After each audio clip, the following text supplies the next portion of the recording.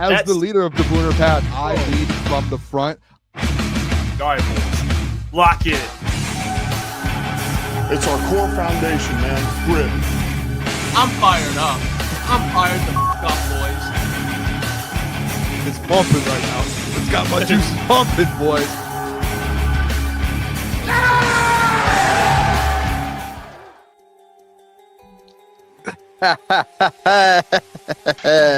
Welcome.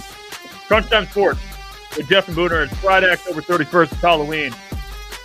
Hold up. You guys know what.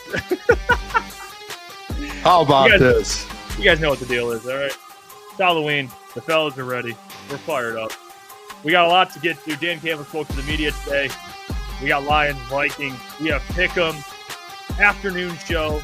It's a slight change because it's Halloween. We're live 1 to 3 today. Booner will be here for the first hour. I'll hold it down for the second hour. But hope everyone's having a good Halloween, man. This is what it's all about. All right? Average Joe from Boone. Men in Black. Men in Black. I watch you flash that thing, dude. You could give me like a seizure or something. Whoa. You know what? Wait. This is worse. Yeah. You relax, man. We might have some people on the other side. It might be no one has epilepsy. Epileptic. Yeah. I mean, we're a couple days removed from game day. By the way, Sunday we'll be live at Social. Just a reminder. Real quick, I just want to say this about Halloween. It might be one of the greatest days of the year. It's electric. How good is Halloween? It's amazing. It's great. I'm so pumped up. We got chili tonight. I'm having chili. I haven't eaten a thing all day. I'm not eating until I eat chili tonight for dinner. That's a great choice. Yeah, just don't eat. Chili, there's hot dogs, chili dogs, coney dogs, chili. Although today is great, the not great news that did come out today is Kirby Joseph won't be playing football. He's out. He is officially Man is out. No Kirby Joseph. Taylor Decker will be playing, even though he missed practice at some points this week. Just getting some rest, but he'll be playing. Like I said, no Kirby. Brian will be back. And I think, to be honest with you, I think this is fine. I don't think I think they can win this game without Kirby. Obviously, I think they're much better than the Minnesota Vikings, given what they're dealing with at quarterback. I think this is the right move, if I'm being honest. I think this is the right move. You allow Kirby to get a little more healthy. Knee injuries are nothing to play with. And you keep this thing pushing for the rest of the year. Yeah. And you have a tough stretch of games. So if you had to pick one game for someone to miss, it would be this one with Kirby Joseph for the Vikings. Yeah. I think it's fine. Get the guy healthy again. I think that was like the issue before weeks before he kept getting hurt. Remember, like he got hurt mid-game. He couldn't walk off the field, and then they just throw him back out there. And it's like, just let this guy rest. Like, can we get the guy some rest? I think, honestly, you know what I think actually kind of makes them feel a little better? I think some of these guys, like Harper and stuff, playing a little bit better last week with no Branch or Kirby, to where they're like, okay, we might be able to get through this thing without Kirby for a few weeks. Because we got to actually see what these backups look like. Are they good enough to be able to hold the fort down? And obviously they are. But it's still a big hit. I mean, especially for sure, you're going up against the best. I mean, you could argue like a top 3 wide receiver duo in the NFL with Justin Jefferson and Jordan Addison. So you're sitting there, you're like, okay, like you need everyone healthy. It's like, is TA back? Obviously, no DJ Reed. Brian Branch is thankfully back. It's just it's a piece together secondary. I know Emeka Egbuka was good, but remember, Emeka Egbuka wasn't supposed to even play last week or 2 weeks ago when you played him, right? He was like injured, and same with Mike Evans gets injured instantly. So you're going up against a depleted Buccaneers wide receiver core, to where this isn't depleted. This is one of the best wide receiver cores in the NFL. So it's you need all hands on deck. So it is going to be a tough loss not having Kirby Joseph. But they will expected to get Taron Arnold back. So Taron Arnold will be back. Taylor Decker will be back. Also, I wanted to clarify, they did ask, shout out to Justin Rogers, he asked again about Josh Paschal. And Dan said it's a back injury, and they're expected to open up his practice window in about 3 weeks or so. Dude, by the way, I meant to text you about back in December. I meant to text you about that. Shout out to Justin Rogers. I was going to tell you to text him and like he just straight up, what's the injury? Like, you haven't told us anything. What's the injury? And Dan gave it to him right away. So yeah, back like you remember we were talking about shoulder. I was talking about knee. Ends up being a back. But thankfully, we're about to hopefully get Josh Pascal back at some point this season. They're obviously confident. Dan seemed confident that this is going to happen at some point. So you'll have Taron Arnold, Amik Robertson, Brian Branch, and then you'll probably have Thomas Harper out there as well. Again, which he actually didn't play too bad last week. So you kind of, they're going to not quite the Legion of whom, but you'll have a backup safety out there. And at times, maybe, I don't know, with Maddox, I don't know what's going on with him, but they'll have some starters back, which is a bonus. I mean, Brian Branch is your second best defensive player. So him being back is absolutely massive. So it's good. It's good to have him back. I think in this game specifically, like that's actually one of the guys I think on defense, like if you're going to win this game, and the defense is maybe not going to play up to the same standard as last week, which is one of the greatest performances defensively we've seen in especially recent history. You're going to need not only guys like your stars, but like Aiden or, you bring up Brian, but I really do believe if you're going to win this game, dude, you need Brian Branch to have it of a game. Like I want Brian, I expect Brian to come back fully pissed off, fully motivated. Not that he's not already motivated and pissed off, but even more so than he was prior to the suspension. I think you're going to need, especially no Kirby, they're going to lean a lot on Brian. And I think especially at passing defense, the rushing defense that the Lions have been able to kind of hold up with. He's so valuable in both ways. Like if you're going to play well defensively, at the end of the day, they have a great defensive performance. One of the players you're going to have to bring up is Brian Branch, man. I think he's going to be super important in this matchup. I think he knows it. He now, I know there's still a Meek in that secondary, but like Brian Branch is now like and even with a full, secondary, Branch is still a big piece. Obviously, probably you could argue the best secondary player on this team or one of the best in the NFL. The fact, though, that you do have backup corner in there still, you're going to have another backup safety, probably Thomas Harper back there, like Amik's in there. I mean, essentially, how many more backups? You still have 3. You have 5 secondary players, right? Depending on nickel, 2 outside corners, 2 safeties, however the rotation in the scheme is. But you're essentially with 3 backups still in there. So like for Amik did a great job last week kind of being that leader. Brian's got to be that this week. And to your point, we've seen Brian at points this week. We know he could be the best safety in the NFL. I think him sitting out and having to go through this the last couple of weeks and then also seeing how well these other players played. And he made the comment too. Like he made the comment, "Are you good over there? You look like you're about to fall over." No. Oh, dude, I thought you were like passing out for a second. You like tipped sideways there. I was a little worried, dude. Oof. All right. But yeah, I just think too, like when you do break it all down like that, at the end of the day, it's like Branch. Listen, he made the comment that they played their best secondary game of the year with the backups in. And then Kelvin Shepard yesterday goes on the podium and says, our best game played defensively was without Kirby Joseph, Brian Branch, TA, and DJ Reed. Like those 4, your top 4 players in the secondary were all out, and you played your best game defensively. Legion of whom? Yes, and that's your defensive coordinator that came out and straight up said it. And that's not him being like a bad guy towards some of these. This is why we love Kelvin Shepard, because Kelvin Shepard's so straight up and so honest with these guys. That's what you want, in my opinion, out of a coach and out of a DC. It's like, hey, it's like in week 1 after the Packers game when he called out the pass rush and the linebackers being like, you guys didn't get to the quarterback essentially once. And he was like, I straight up told him in the meeting. I let him know. So I think it's good that he kind of came out and said that, and Brian Branch is aware of it. These guys are all very, very aware of it, I think. So you should expect, especially, dude, it's like, again, I'm going to keep saying this today and then on Sunday when we do this wide receiver core is scary. I don't think, like, Jordan Addison, arguably the best wide receiver 2 in the NFL.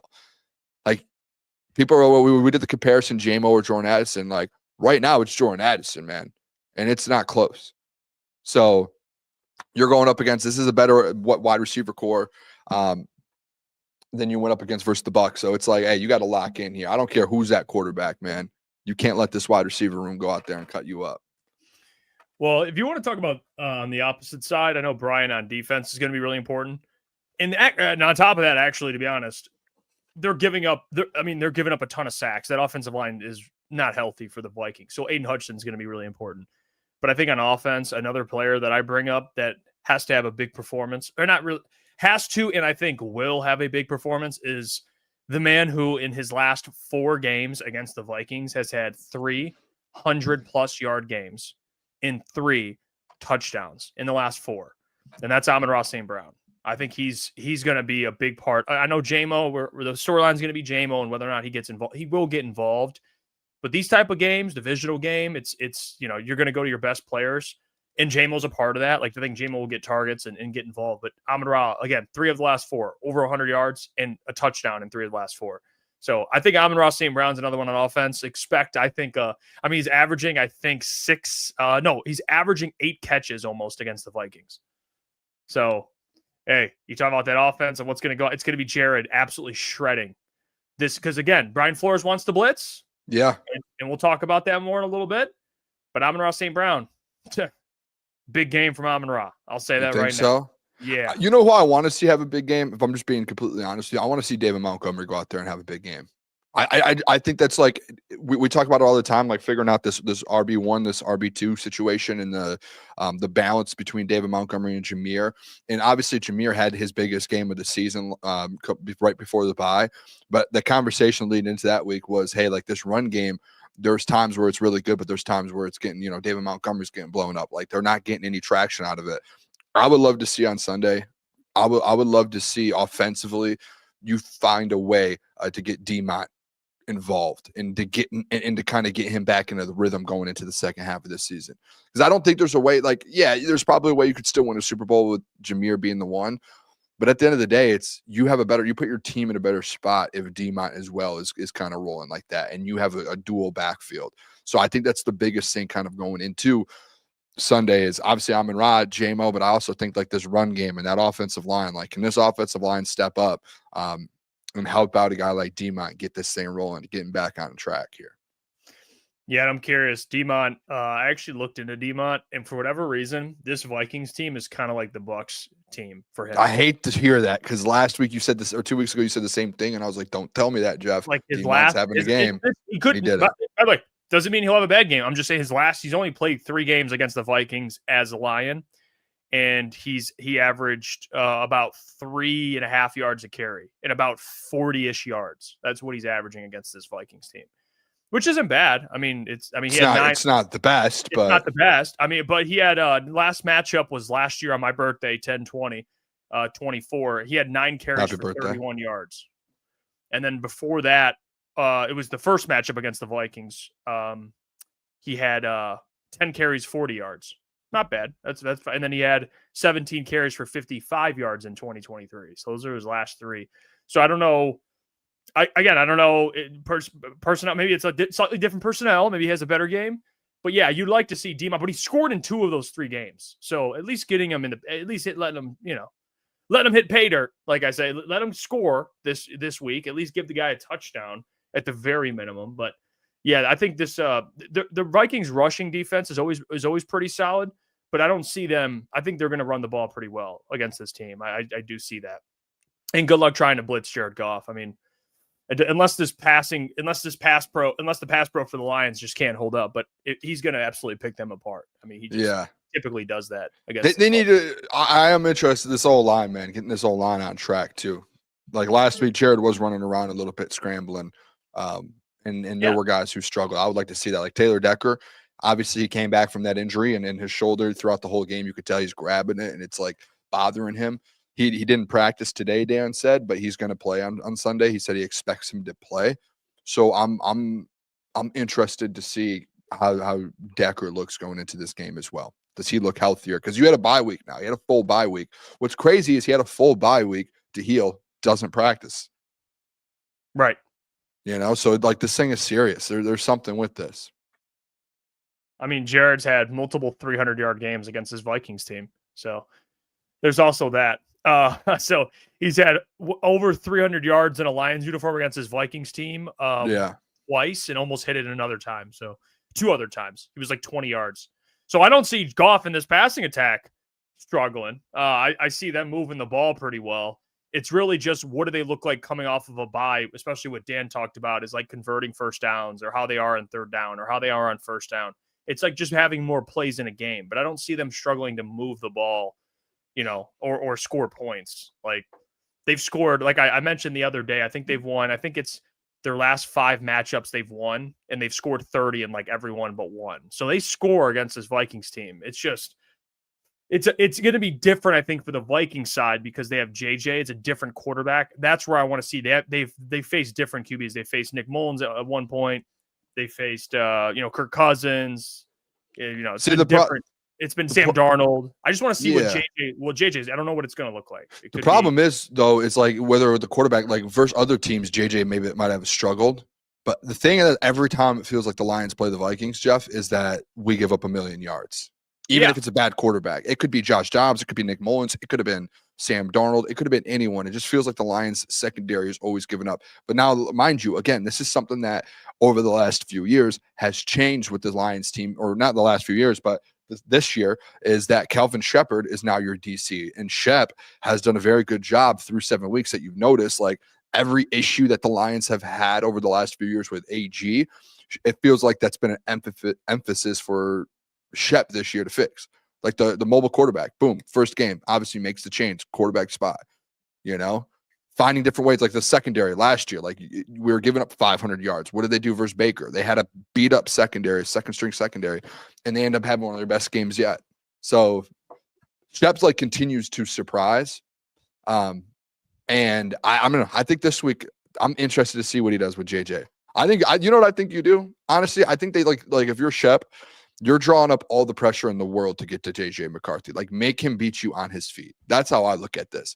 Like, don't put him in positions to be able to get the ball to Justin Jefferson. I don't know. Like, you know what I'm saying? It's like, put him under duress. And I know people are like, well, that's what you want to do to every quarterback. But yeah, like sometimes there's schemes where it's like, we're going up against two great wide receivers. Let's drop more guys in coverage. No, I say you just throw the kitchen sink at JJ McCarthy. I was looking into that too. JJ when blitzed. He was blitzed so far through three? I think he's played 2 NFL games. He was blitzed on 17 dropbacks. He completed only 6 passes. He's thrown 2 picks and was sacked 3 times. Send everyone. When teams send 5 rushers. So when teams are blitzing 5, he's trash. So but he's a young quarterback. I mean, that's what happens. You're under pressure. It is tough. The sample size is so small. Yeah, and that's all you have to. I'm sure Kelvin knows this too. Like, we're gonna pressure him. You have to pressure them because A, their offensive line's bad, and B, if you don't, these weapons they have, Jordan Addison and Justin Jefferson and TJ Hawkinson, they're going to get open. There's no doubt. Yeah. Like, they're not.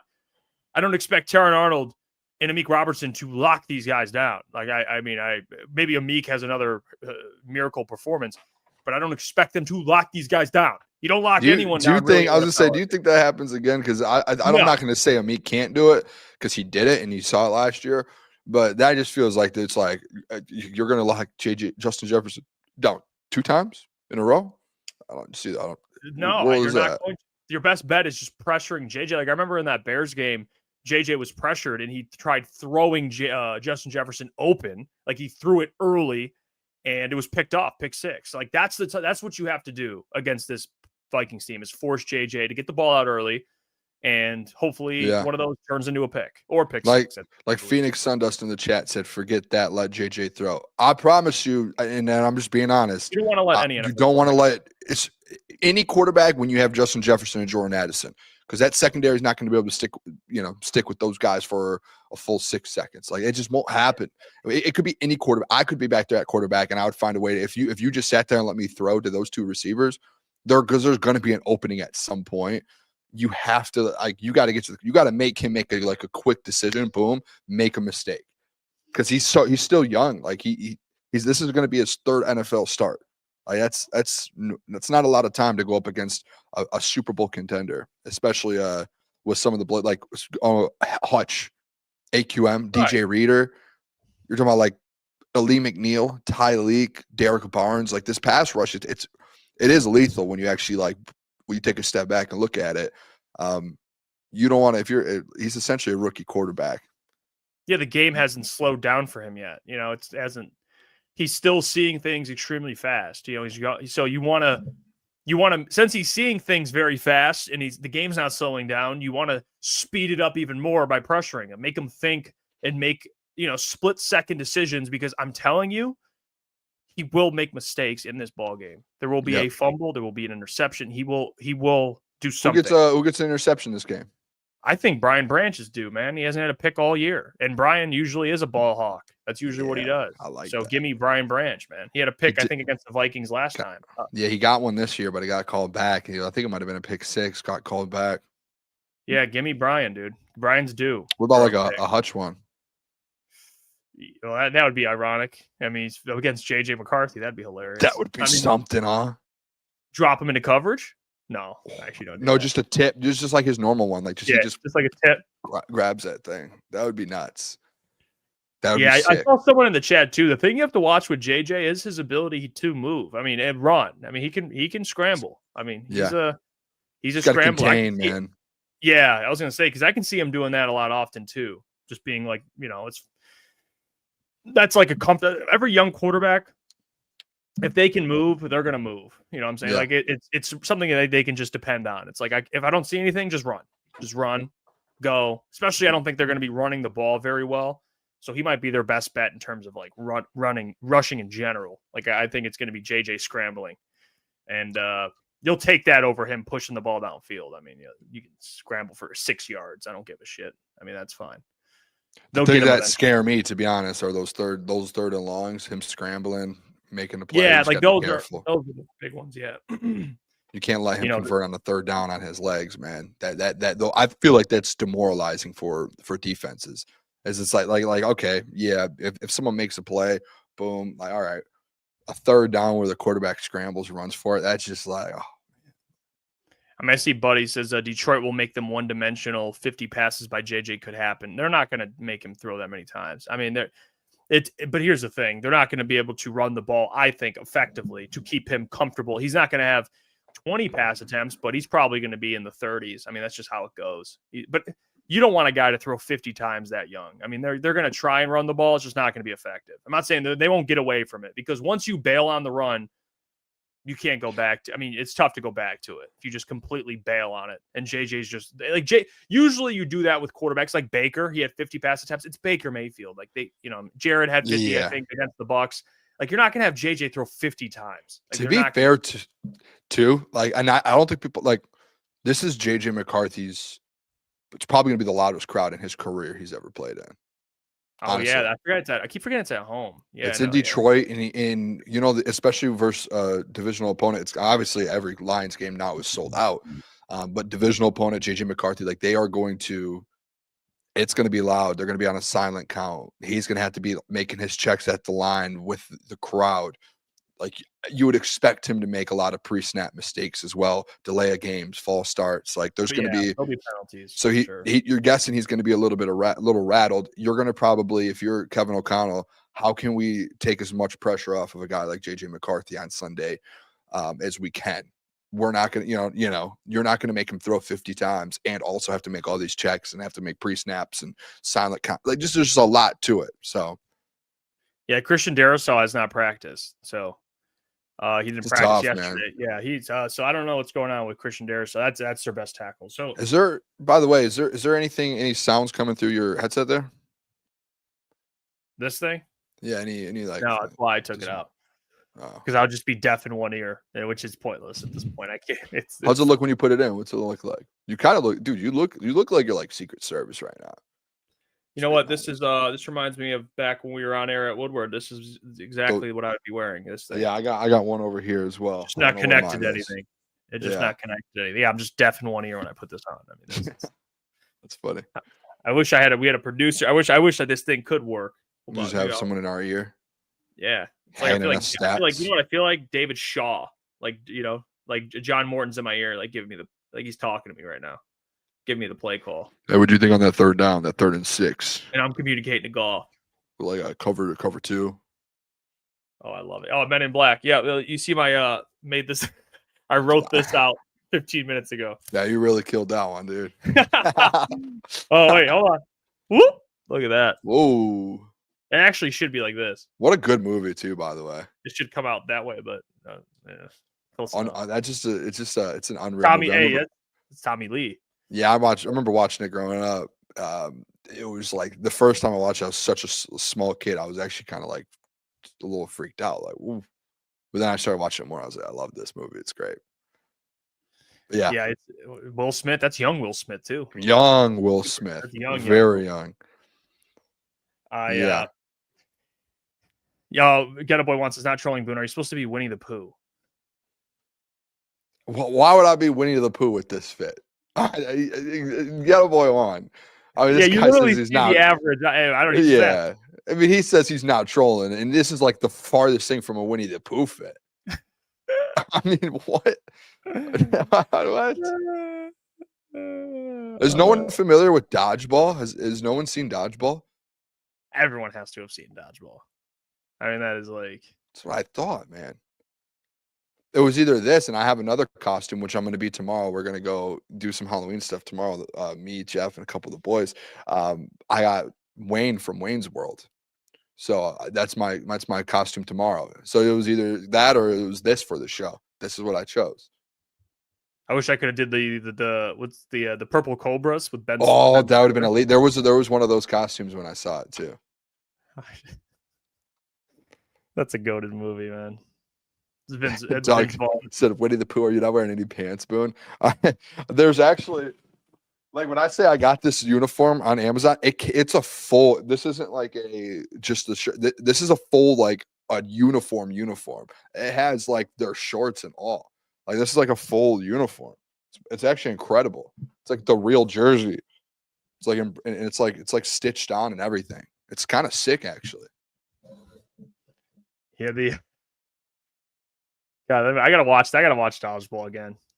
That's It's great. yeah, I watched it this week in a good honor of movie. me wearing the jersey. Got prep for it. It's fair. Yeah, it was so good. I fell asleep watching it, but it was still, it's an elite movie all time. The Pirate, remember the Pirate? Yeah. Pirate is absolutely, it's so good, dude. I love the dip. Da duck da, and he's giving us the rolls out. Dip, da, duck, The 5 Ds. Yeah. Hey, well, we can get into our keys to victory if you. We can do some keys to victory, and then we can talk a little trade deadline, kind of mix it both if you want. I mean, and we can get to our pick 'em later in the. Mix in trade deadline with keys to victory. How do we do Not that? mixed in, but we can do back to back. We can do keys to victory. It really threw me out there for a second. I was like, oh man, my brain's mush. Because you still have pick 'em. We'll get to pick 'em at like 1:45. We got about 15 minutes. So. Yeah, pick 'em. We'll do like 150. We got time. We're good. It'll be quick. What are some of your keys to victory here, Boone? If the Lions win on Sunday, what happens? Blank. Fill in the blank. There's one that I used to use all the time last year. And actually Kelvin Shepard brought it up in the press conference the other day, and they actually have a name for it. You know what they call him, Jeff? You have a guess? What? No, I don't. 4-point plays. 4-point plays. And you know what essentially that is, if no one listened to Kelvin Shepard, which you all should be, just dialed in, it's essentially just getting stops in the red zone, which they haven't been as great this year as they were last year. Remember last year, I would do my keys to victories. One of the biggest emphasis that I always talked about with this Lions team was like winning in the red zone, whether that's on offense, defense, whatever it is. They were one of the best teams in the NFL on both sides of the ball last year doing that. I think this week, that's something that Kelvin Shepard said that they've looked at in the bye week, and they were like, hey, teams are getting in the end zone on us. And typically in the past and last year, we were forcing field goals. We were forcing turnovers. They were making them go for it on 4th down, and they weren't getting it. This year, teams are scoring touchdowns on us in the red zone. And he said we call those 4-point plays, which is essentially turning 7 points when you're on defense into 3 points and saving your team or saving, a point differential of 4 points. So I think when you're talking about defensively in the red zone, whether you want to talk about, like Buddy put it in the chat there, 3rd down improvement, whether that's, I would look at it in this sense as a 3rd down on defense. When you get a 3rd and long defensively in the red zone, it's, you're at the 20-yard line and it's 3rd and 12. Instead of giving up those plays, which this Lions defense at times, they've been giving those plays up, which will change a game drastically, like versus the Chiefs in the red zone. They're scoring touchdowns. That's something I think with JJ McCarthy, if you're able to force field goals and JJ's not scoring touchdowns, you're not letting Justin Jefferson, TJ Hockenson, Aaron Jones, those guys get in the end zone, you're winning this football game easily. And it's not going to be close. Let's set a goal here. If they get in the red zone, let's go 1 for 4, 1 for 5, getting stops. How about that? Good?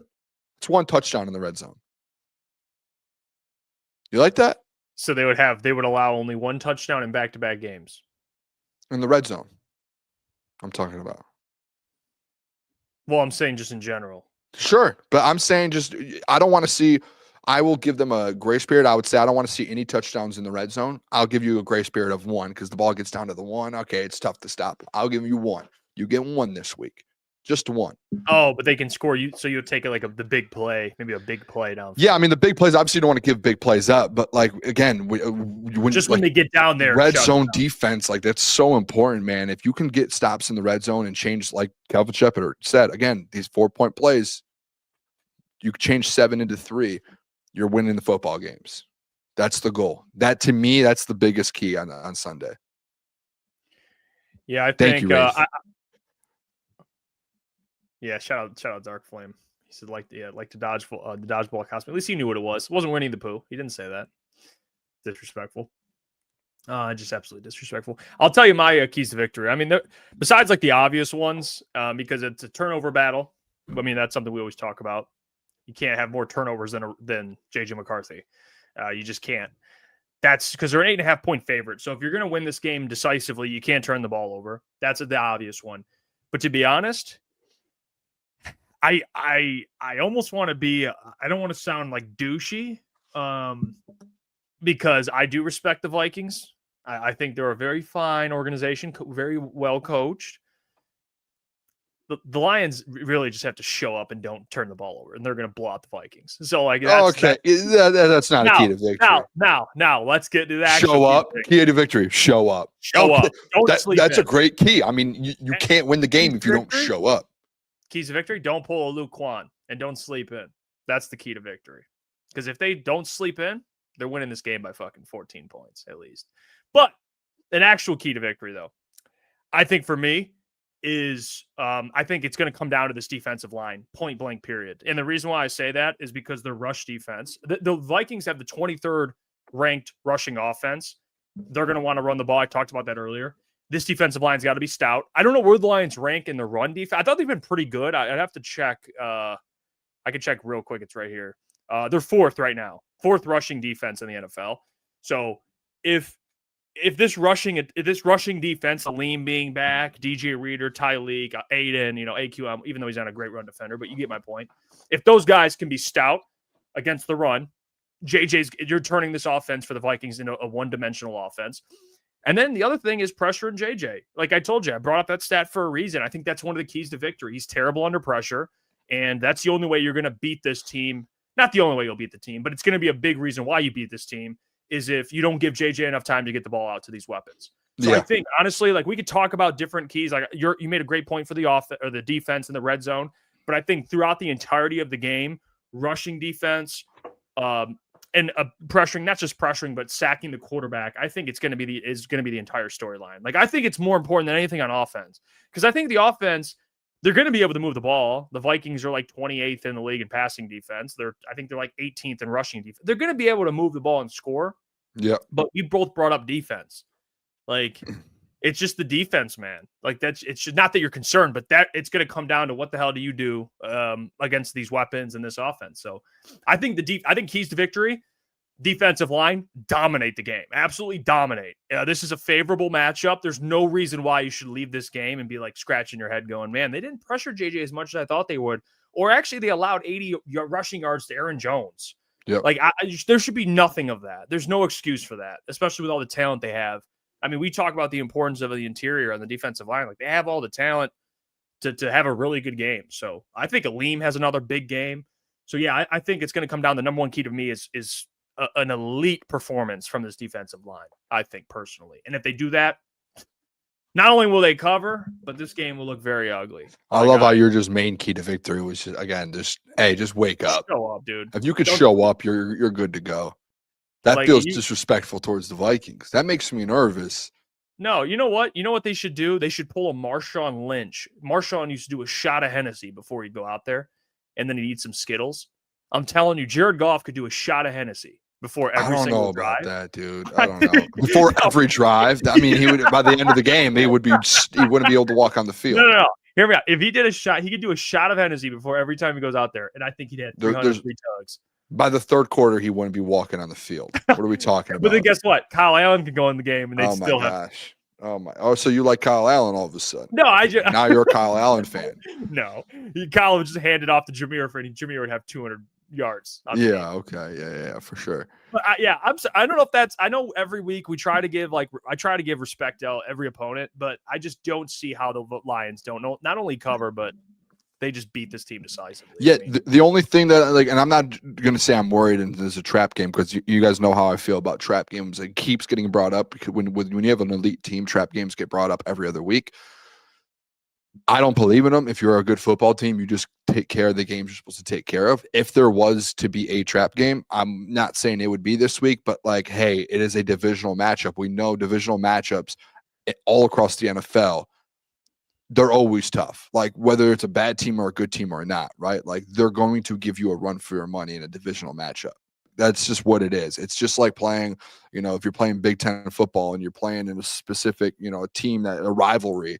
It's like when Michigan State sucks, but somehow towards the end of the game, they were still kind of in there. They were still on the heels a little bit or still right there a little bit. I feel like that's what it's like for NFL divisional matchups. So I'm not going to say they're going to go beat this team by 30. Can they? Yeah, 100% they could.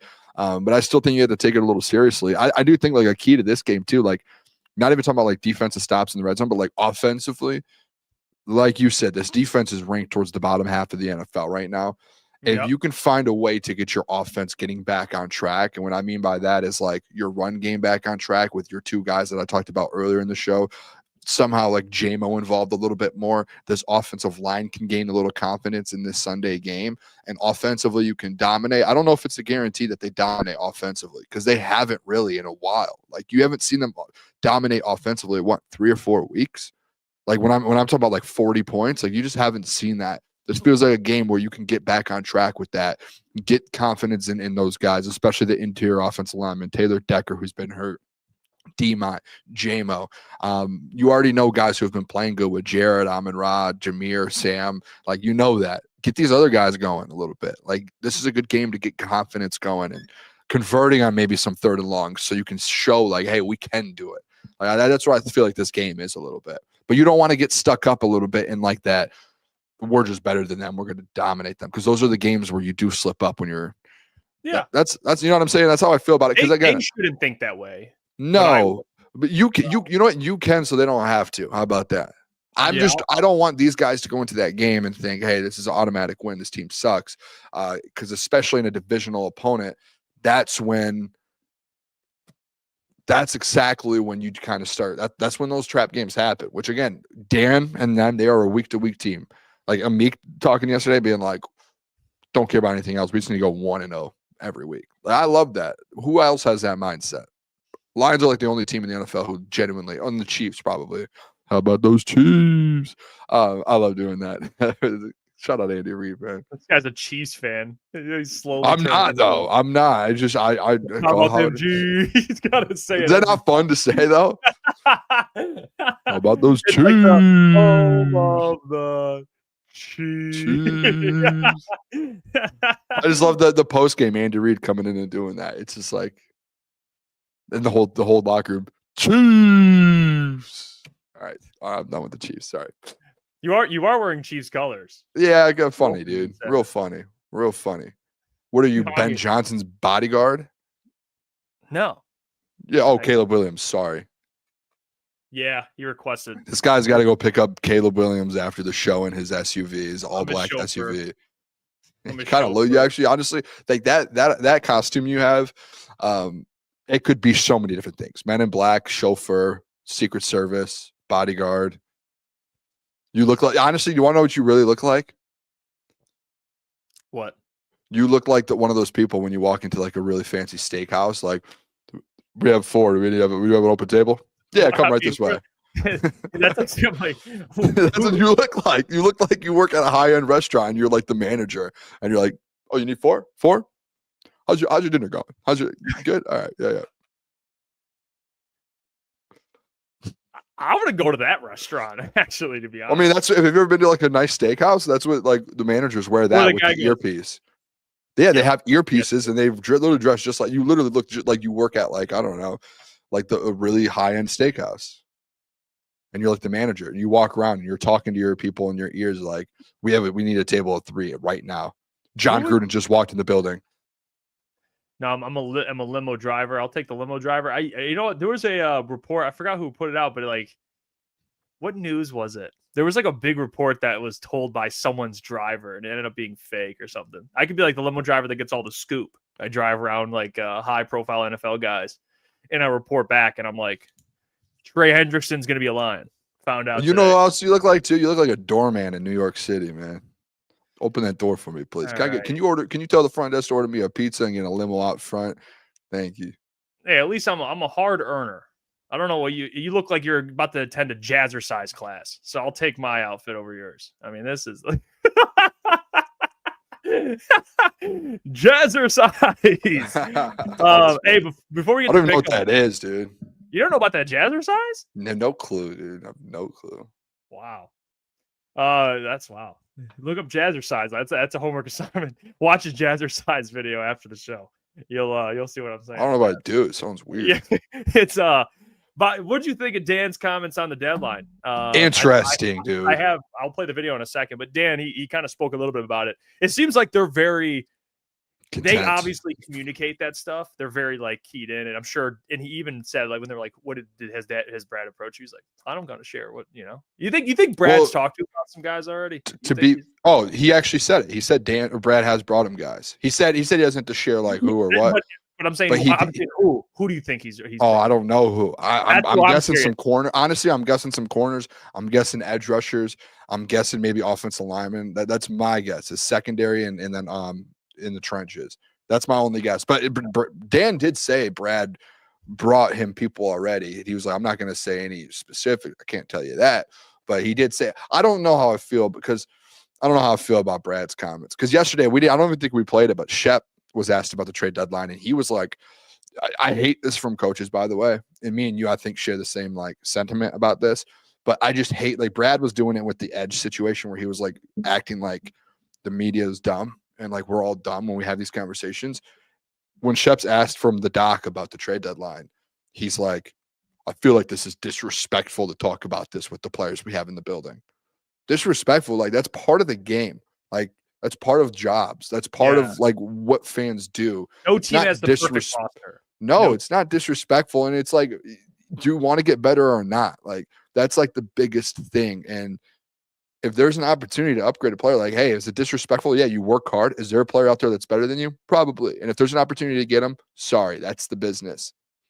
Right? That's where I think like sometimes with this regime, like I say like sometimes they're disrespectful towards the fans and the media when it's like an obvious, like, hey, this position can get upgraded. And they're like, no, you're dumb. You guys are dumb. Why would you think that? That's disrespectful.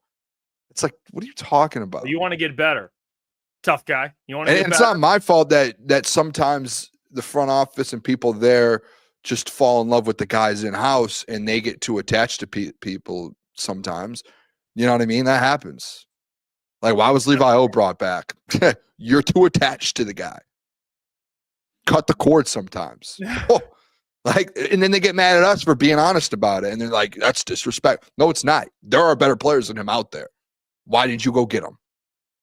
Yeah. How about that? You should always want to. I agree with Doc on that sentiment. You always should be looking to improve. Yes. No matter what. And they think like that. But like for Calvin to maybe insinuate that it's disrespect, it's not disrespectful at all. It's competition. No. Calvin, you were a player. You know how this shit goes. It's the National Football League. Yeah, this is not Pee Wee football. I'll tell you this. There's no perfect roster ever in the history of the game. There's never been a perfect roster. When I heard that, and I love Shep so much. But not a single roster is perfect. No. Yeah. That stuff just bothers me a little too much. It's dude, what are you talking about? It's disrespectful. Like this is like, and Shep's been in the league for forever. Like, you know how the game works and how the business is. There's a better player than you. You're not gonna like go get him. Sorry. Yeah, you think Calvin would be upset if Trey Hendrickson walked in the building? It's disrespectful that they haven't won a Super Bowl in Detroit here ever, or been to one ever. That's disrespectful to the fans. I don't care about disrespect about trade deadline. Give me a better player. All right, sorry, that was a rant. That wasn't Booner. That was the average Joe. We can Oh, play yeah. the clip now. That was the average Joe talking. All right. I didn't like Dan's comment today too. It was very not weird, but it was like, oh. Here's Dan Campbell on the trade deadline. Expect to be active at all? I mean, do you expect? I mean, look, I don't, but that doesn't mean we won't. I mean, he's brought up a couple of things already. But there again, I'm so focused on the here and now and the roster we have in place, getting these guys ready to go. I love where we're at. I think the roster is I think it's healthy. I think it's in a good position. I think we have depth. But like I say, he's always looking to improve the roster. That's one of his jobs, and he does a hell of a job at it. Expect to be. Yeah, I mean, but again, Dan didn't say anything wrong.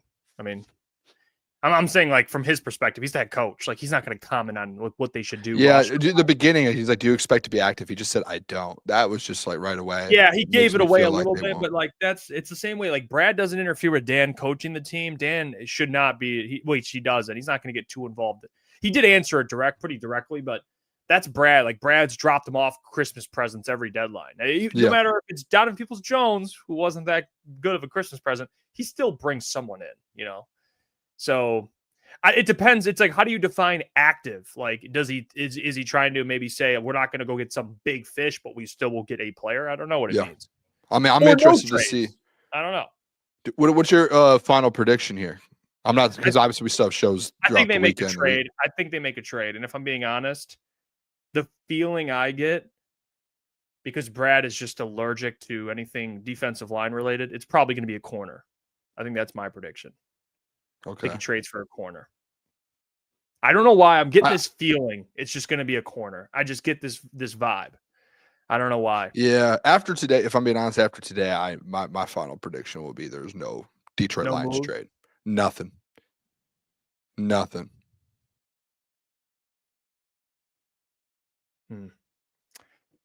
Yeah. I mean, I think they sit pat.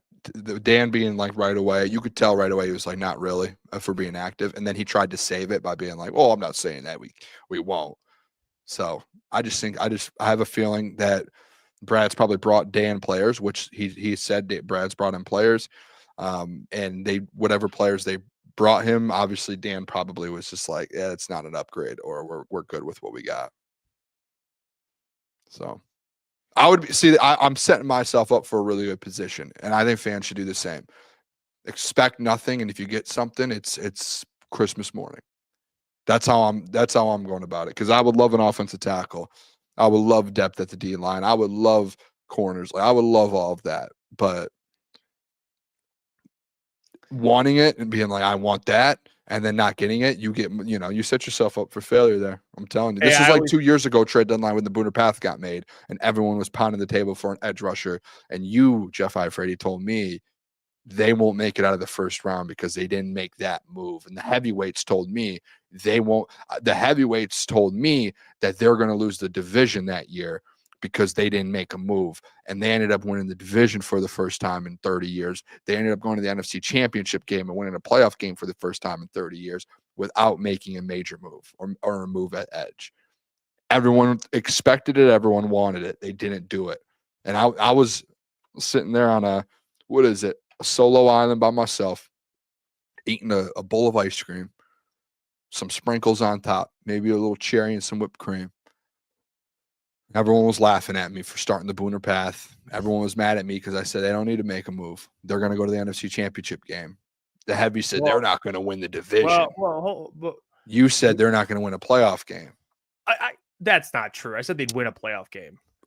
See, now, okay, you at least got to get the truth right here. I mean, if you're going to settle my thing, we're right. Yeah, my memory is really good. Game. I like Xavier D, some hot fudge on it. I mean, I was sitting there by myself, and then I started getting some.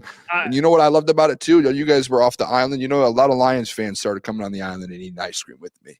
And that was one of the greatest times of my life. I sat there with about 1 million Lions fans eating ice cream and enjoying the NFC Championship game. And then what happened after they lost the NFC Championship? Who told you what? You were right, and we're not going tit for tat here. What are we? We're not going tit for tat. We're talking about trade deadline here. That's what happened at the trade deadline. I said this gives me the same feeling as the trade deadline 2 years ago, right? Like this is the same feeling I get, to where everyone was like pounding the table, edge rusher, depth, D line, corner, this. All of a sudden, he doesn't do anything, and people are a little bit mad, and people are going to overreact next Wednesday. And after the trade deadline's over, all these Wednesday shows and fans on Wednesday on Instagram and Twitter are going to be pitchforks and what are those things called in Shrek? They have the flames. I hope. I mean, knowing Brad, he probably won't make that significant, but I hope he does. You want to win a Super Bowl, man. I'm not saying they can't, but you want your best chance to do it. Just never try and get better.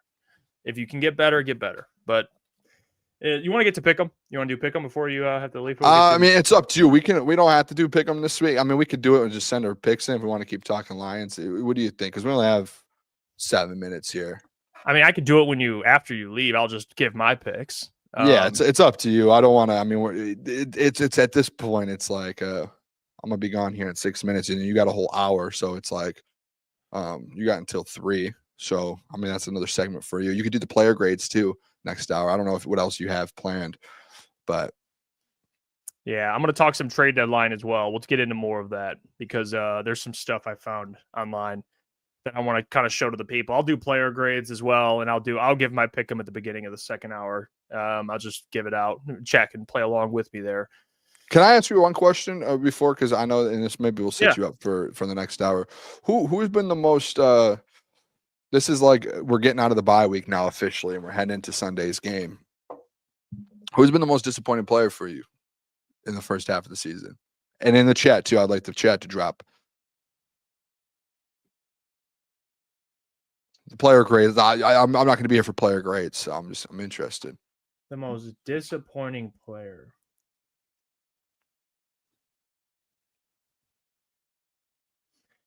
That's a good question.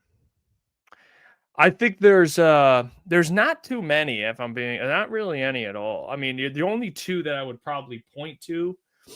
I mean, I'm trying to think. Are we talking? I mean, it depends what you're looking at. You're looking at production and play, or overall, just like off the field shit. Off the field. Like if you're, I don't know, you could take that in a couple different ways. I'll say this: production, David Montgomery, I'd probably go. I probably expected a little more out of David. I've been a little underwhelmed with how he's performed. At least JMO, he's a relied on target guy, so he's got to get targets. Demont's getting carries. I mean, he might not get as many as he used to, but even with his carries, he's not doing that much with them. So like, I think Demont's been a little underwhelming this year. I know people are throwing in Tesla, but like I can't blame him. He doesn't really play. So I think I'll say this with the Tesla stuff, and this is where I think minds were swayed a little bit publicly when it comes to media with Isaac Tesla. Like I think that what he like, because obviously Tim Patrick gets let go, so everyone's like Tesla's going to have a huge role. Like we did it on our show. We're like 600 yards for him, 500 yards. I think like more realistically, like in the Lions organization, they were never expecting him to do like the role he has now is the role that they always were with him. And I think in the media and fan base pushed a bigger expectation for what Tesla was going to do than the Lions actually had planned for. Do you know what I'm saying? That's why I think that hype kind of pushed forward, as I just think a lot of fans in media. Yeah, it was like that narrative. It was a misunderstanding of how much he'd be actually involved. It's like I put Isaac, not that he's JMO, but it's like I can't look at Isaac and say that's disappointing. He just hasn't lived up to expectations. He doesn't even play. So it's like, how do I blame the guy? They're using Khalif. I think that's where people forgot about Khalif. Khalif gets used a lot. You know, they use him a lot. You know what I'm saying? He's a good player. He's not a great player, but they like him. He can catch the ball. He can run routes. Like he's been the guy they've been utilizing, and they're not really throwing Tesla out there a lot, which is fine. I'm not mad at it. It's fine. It's not. Khalif's good though, man. He's very underrated. Yeah. I don't mind it. It's fine. I do think too, and we should have known that too with Khalif, because when we were at camp, Khalif was wide receiver 3 the whole time. Oh yeah, for sure. And it was very clear. Like he was having a huge camp, and we actually talked about it, but people still were trying to push that Tesla narrative. I'll just say one player. I think an obvious player, Marcus Davenport. That's a good one too. You know what? I mean, and I know I know. Go on, actually. Well, I was just gonna say, I just know a lot of people like were expecting him to get hurt. I think there was a side of everyone though. Like, and this is whether you expected him to get hurt or not. Like, Klotz was a big one. Like, he's gonna get hurt. I do think there was a back end of everyone's brain that was like, but what if he didn't? You know, like, what if he actually didn't this year and he played for 70% of the season? Like, he could be good. And then he got hurt. And I think he has an opportunity, to be honest, that the first half of the season, he might have been the most disappointing. If he gets back the second half and stays healthy, I think there's a chance that he ends up being the most improved and most opposite of disappointing. What would that word be? He would be surprising, the most surprising player to help this team out. I love your optimism. I really do. It's actually admirable. I admire it. I respect it. This is why you keep me bought into these type of things. Because, like, for me, I didn't have many expectations for Big Dav. You know, he went down. It was disappointing. But, like, well, not that you did. I mean, we both kind of were in the same boat. Like, it was whatever. But if I'm being honest, like, I you know what, Boone? I've done it. Trust me, I've done it. Where we talked about it this offseason, where I was like, man, if he's healthy, boy, he can get. I can't do it. I can't say when he gets back, he could be the most surprising. I can't even utter those words. If he's healthy and produces, though, it's like, hey, man, hey, Dav. Hey, Tyrus Wheat. Dav's taking over right away. Hey, watch out for Big Ty. Big Ty got a sack and a half in a game. Yeah. People love that. Big Wheat. All right, guys. You were about to say something. Was there anything else? No, you get out of here, man. Good show. You look good. I got to go back to my other job here. So hold it down till 3 o'clock. I'm going to be tuned in for this next hour. I'll be in the chat as well. So I appreciate everyone. Happy Halloween to the people as well. I'm starting to get hungry. I haven't eaten all day. This is essentially just a 24-hour fast for me. So I think I'm going to probably get some lunch here in a little bit. I'm going to get something to eat. I don't think I could wait this long. Go do your thing, bro. Hey, Lions by 1 million too. Lions 38, Vikings 24, or 38 to 17. Wow. Final score. Love you guys. I'll see you guys later. There you go. Boone joining us in that first hour. We got a lot more to get to. We're talking trade deadline. I did want to bring up some stuff with you guys because this is technically the second to last time, I guess there's one more time. It'll be Monday before the deadline. So I want to make sure we really cover the NFL trade deadline today so we can talk about it, especially because Dan's comments came out today. So we'll talk more trade deadline. ESPN came out with some of their predictions for what teams will do. We'll look at that. They gave thoughts on what the Lions should do. We'll look at that. I'll give out my player grades. But first, before we do that, I'm going to give my pick 'em, or I guess no, we'll do that at the end of the show. We'll do pick 'em at the end of the show. So if you guys want to do NFL pick 'em with me, we'll pick spreads. I'll do that at the end of the show, probably about 2:40 or about 2:40 or so.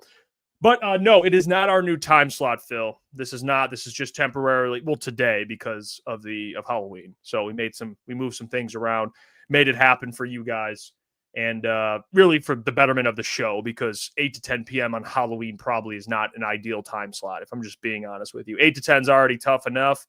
It's not a long permanent time slot. We're definitely going to be changing it in the future, not near future, but in the future. But 1 p.m. just sounded right today. So afternoon show today. Hopefully we can make this permanent change.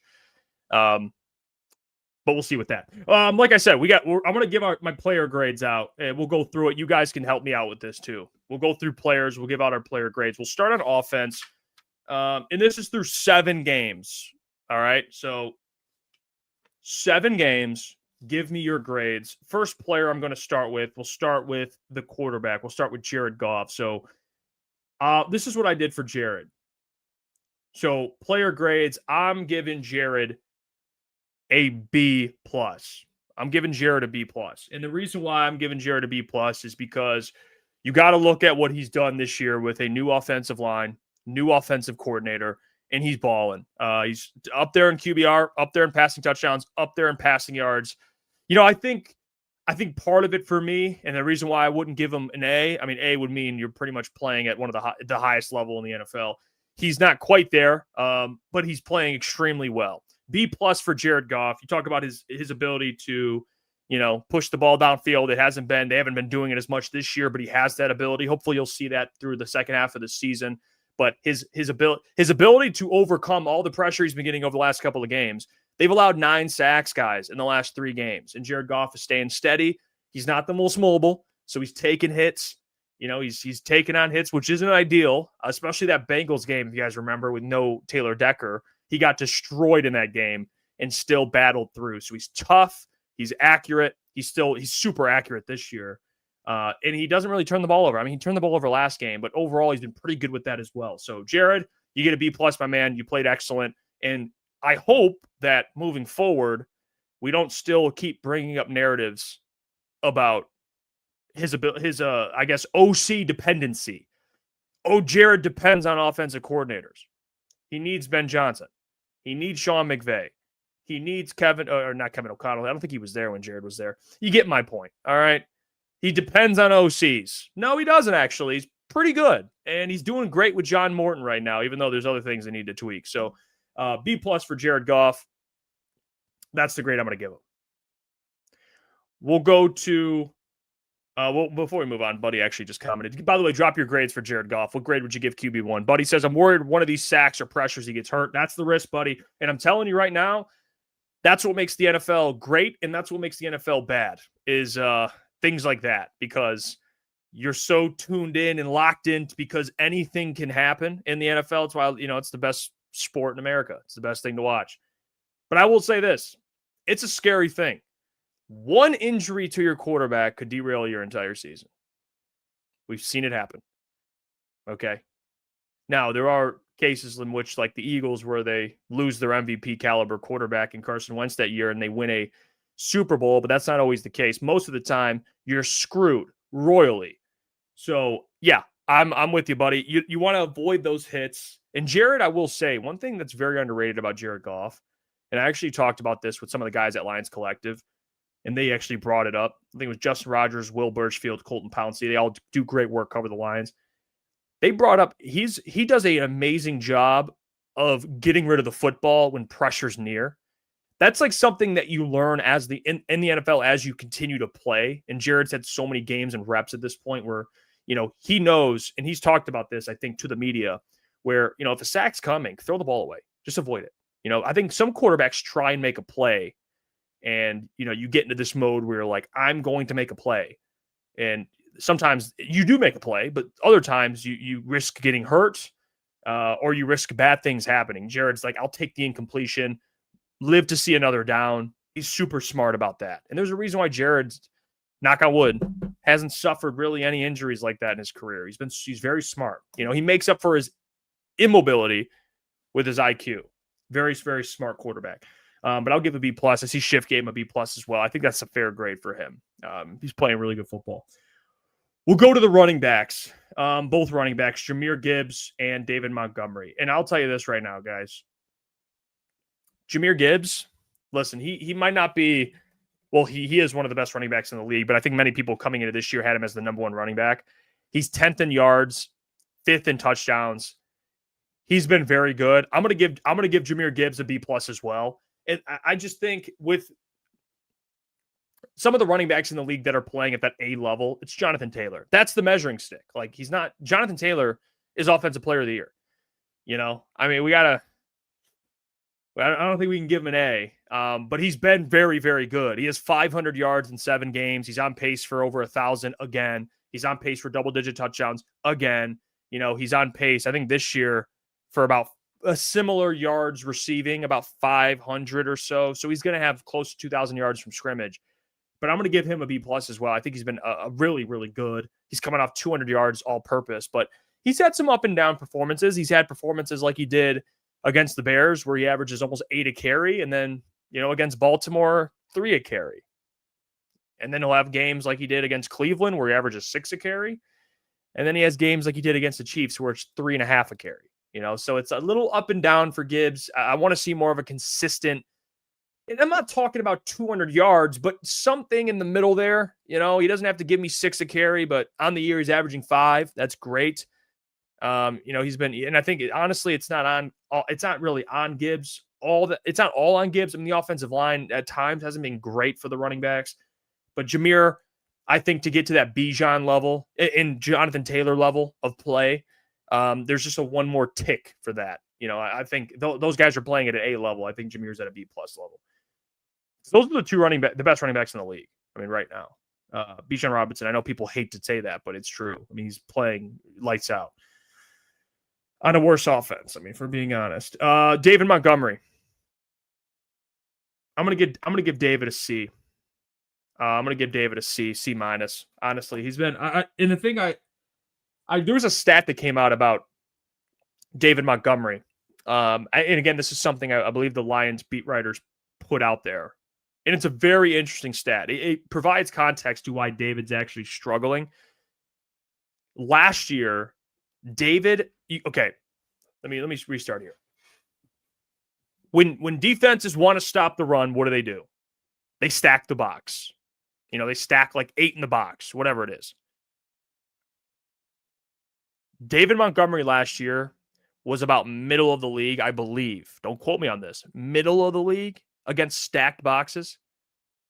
This year, when David Montgomery has the ball, he's up there near the top in facing stacked boxes. All right. Now, if you know what that means, it basically means it's damn near impossible to do anything. That's teams saying we're going to stop the run. We're going to stack the box, and we're going to make sure you can't run the ball. Now, context to that. When does David get a lot of these carries? Garbage time.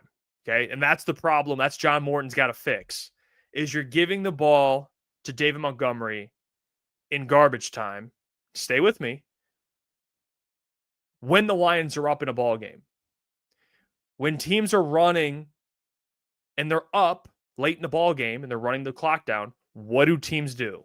Stack the box. So you got to find ways to get Dave Montgomery the ball, not in garbage time. Not that he's getting it only in garbage time, but that's why you're facing all these stacked boxes as you're running in situations where the defense knows you're running.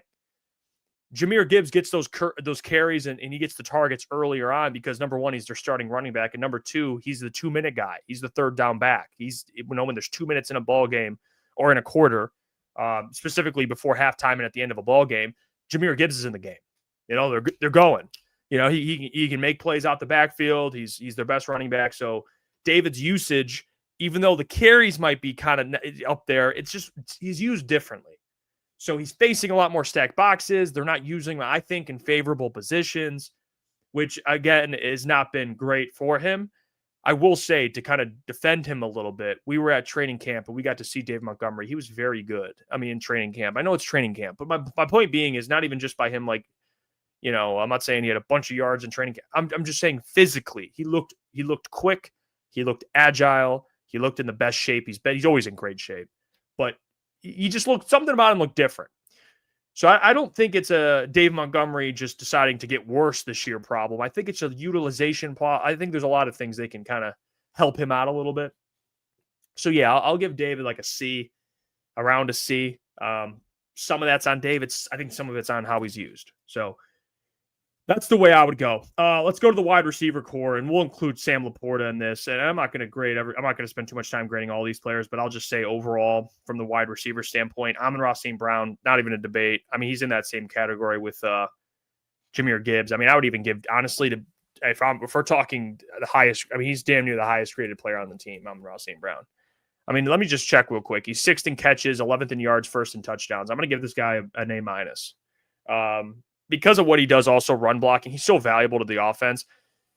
He's averaging 10.8 yards a catch, which is, I think, up from his usual. It's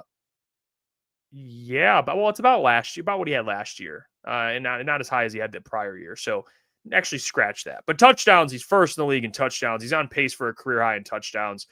He's got 50 catches, like I said, tied for 6th in the league. He's got 500 plus yards. He's on pace for another 12, 13, 1,400 yards. Amon-Ra St. Brown's been amazing. So I don't think there's any question he gets a high grade there. Sam Laporta, he's kind of in the same box as like a JMO. They're kind of inconsistently used. At least Sam Laporta has been getting utilized, I think, a little more. But I would probably put him around the same, about B minus or so. Maybe JMO gets like a C plus. Sam Laporta B minus. It's not that much of a difference. I think a lot of it's actually how JMO's used. They're not really throwing him the ball, so I can't really blame JMO too much. That's why I disagree with Flannel's premise last night. That, and I get he was going at more fans that are defending JMO, which I don't think that's This is a whole thing. I mean, J-Mo is a hot topic, so people are going to go at you no matter what. But I think it's more on John Morton, how he's actually being used. I think they got to get him. I think the route tree's got to change a little bit. I think when you get him the ball, it has to change a little bit. I think you got to get him touches early. Not that you have to cater to him, but you got to get him involved, man. I mean, Brad paid him $28 million. You got to get him involved. And also what helps Sam Laporta, to what Buddy just put in there, is they're blocking a lot. These tight ends are chipping because the offensive line hasn't been good in pass protection. And Sam Laporta, although he's not the biggest guy in stature, he's been really good blocking. So give him a lot of credit there. Sam Laporta, I think, is one of the best blockers, according to PFF, among tight ends. So he's doing work. He's doing work, man. That's why I'd give him a higher grade than J-Mo. But J-Mo's a great blocker, too. So I'm not taking anything away from him. But what Sam Laporta needs to do for this offensive line, he's had to put in some work for sure, help them out a little bit. And then I'll say this offensive line, I'll grade as a whole. It'll be the last thing I grade on offense. Offensive line's been a little tricky. I think overall I'd probably give him about a B, to be honest, B-, B-, somewhere in that ballpark. I think the offensive line to start the year obviously was terrible against the Packers. They went a 3-game stretch where they didn't allow a sack, even though there's a little more context. They allowed some pressure for Myles Garrett. Of course, it's Myles Garrett. And then you have Trey Hendrickson, who they allowed a sack or two. Joseph Asai had one in that game, so 2 sacks against the Bengals. But they had some up and down performances. But I think overall, I'd probably put them in the B-, B- range. I think they're only going to get better. I think Christian Mahogany and Tate Ratledge are only going to get better, to their credit. So they will improve. It's my biggest concern with everything, and we'll talk trade deadline in a little bit here because I do want to get into it, is just Taylor Decker's health. If I'm being honest, it's just Taylor Decker's health. Because I'll tell you this, guys. It's very easy to go at Giovanni Manu, and rightfully so. He was not good in his start against the Bengals. Let's not act like Dan Skipper's the solution either. We watched him in training camp, and you're not going to face Aiden Hutchinson's every single week, but that's like a starting level. That's an elite defensive end. It gives you an idea. Dan Skipper got destroyed just as bad as Giovanni Manu did against them. So, I mean, if you're facing great edges, like Dan Skipper, it's a reason why he was cut on the practice squad and then brought back. Like they got to upgrade that position or just hope Taylor stays healthy. So that's just the reality. So yeah, I'll give him about a B-, B-. We'll go to defense. Defensive line, I'm going to give a B+ to. B+. I think the defensive line has been very good. And honestly, they're top 5 in sacks. They're one of the best rushing defenses in the league. I mean, you can argue A- if I'm being honest. You know what? I'll give him an A-. I'll give him an A-. The only concern for me with this defensive line is depth. Yes. Not play, not talent, not capability. I think Aiden's more than capable. I think Aleem McNeil's more than capable. Tyleek, DJ Reader, AQM has shown he's more than capable. But the reality is, guys, you're an AQM injury away from being in a tough spot. And I know you could say that about certain positions, but at least offensive line, you could argue it's hard to get depth. Offensive line and quarterback, of course, the 2 hardest positions to get depth at. Offensive tackle specifically. Those positions, when teams have someone good, they keep them. Quarterback, you don't trade unless he forces out. And tackles, you don't trade unless he has to get paid or you don't want him. But defensive end, you could find some depth. Not that they're going to find a bunch of Aiden Hutchinsons, but that would be my one concern because Ahmed Hassanin is coming back. And I love Ahmed. His father watches the show. He's a great dude. Great dude. I'm excited for his development. But that's not fair to him to depend on Ahmed as soon as he gets back off a pretty bad injury. It's not fair to him. And Marcus Davenport, like I was telling Booner earlier, what has he displayed to me that I have confidence he'll stay healthy?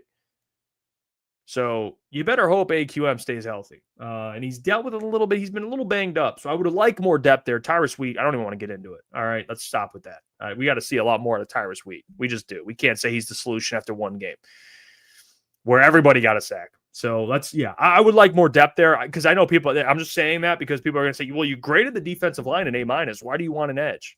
Depth, please. I'll take depth. It's important, guys. I'm telling you, man. Got a long season left. Anything can happen. All right. Linebackers. I'm not going to waste time. I'm actually going to go I'm going to give this linebacker crew an A+. That's the only A+ I've given out on this roster.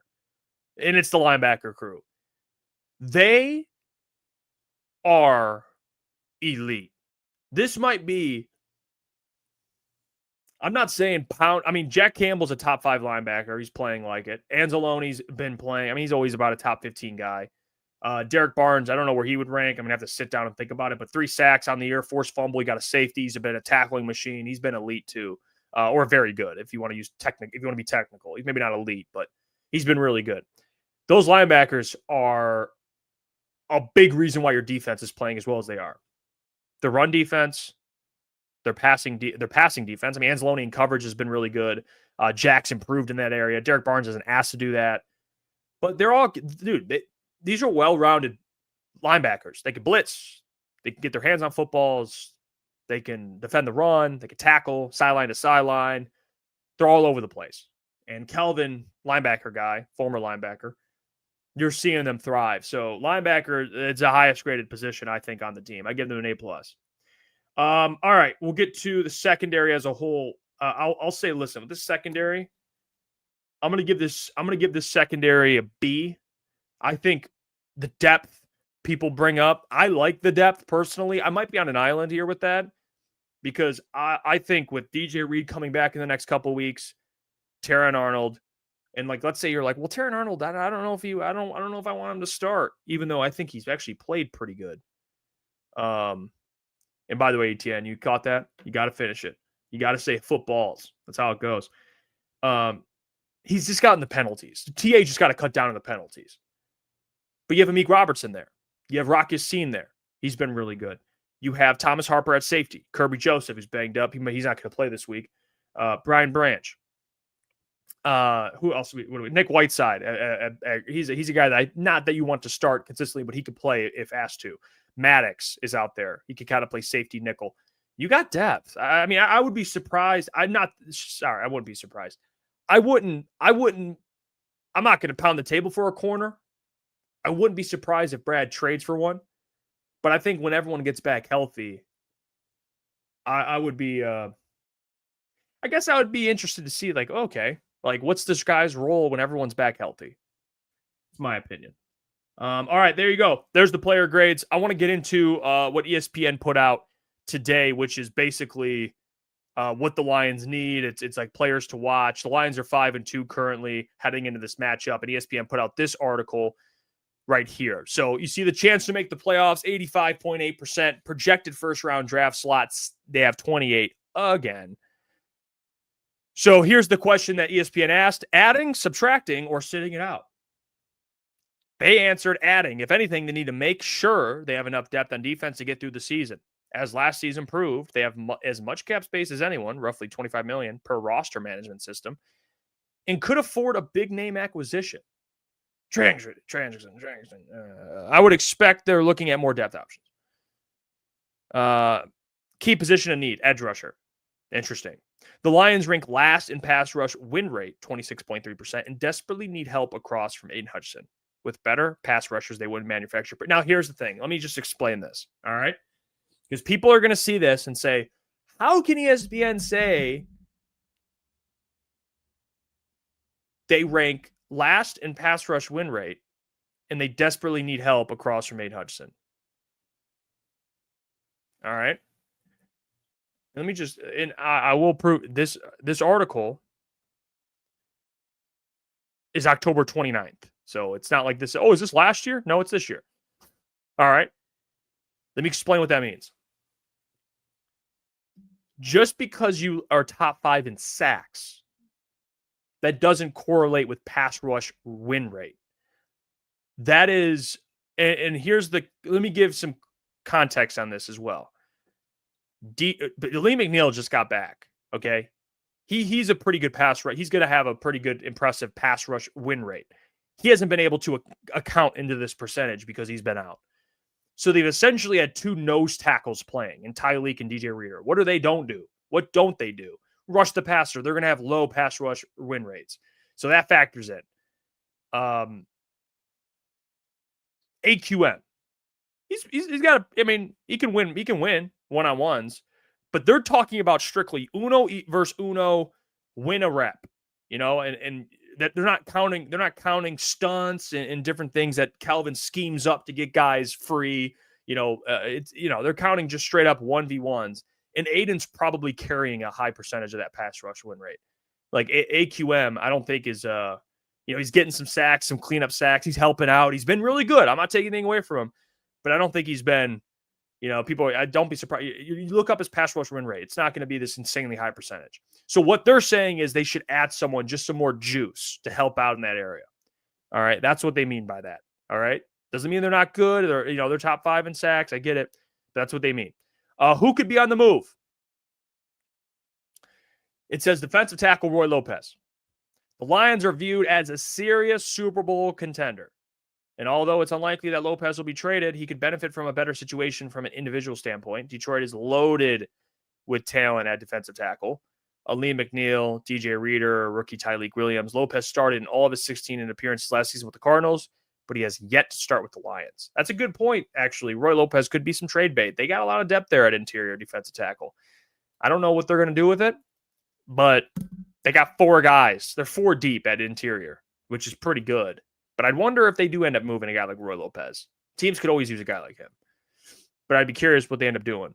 Mark Royal put Wingo. I would be curious what happens. Wingo's, that one's confusing. I think he's just been a little disappointing this year. That could also be a player. We talked about disappointing players. Mekhi Wingo to me. And I got to watch when I say that because he's a 6th-round pick. So I don't know what you'd expect. But again, I guess from the hype, I'm a little disappointed. Now they did write who could be targeted. Dolphins edge rusher Jalen Phillips. Though El-Quidi Muhammad has taken a real step forward, the Lions could use a number 2 edge to threaten opponents and still use Muhammad as a rotational third player. This is what I've been saying. I've been saying this. I love Muhammad. I just don't know if I love him in that number 2 role, but I love him as a rotational pass rusher. I think it'd be elite. Phillips fits the bill because of his pass rushing. 17.1% pass rush win rate at edge is above average, and strength against the run. He currently ranks 6th in the NFL at run stop win rate at edge. Let me see. I mean, Jalen Phillips, the only thing I have concerned is just basically the injuries. I mean, that's the only thing I get concerned with him. Now, I will say an update to give you guys context.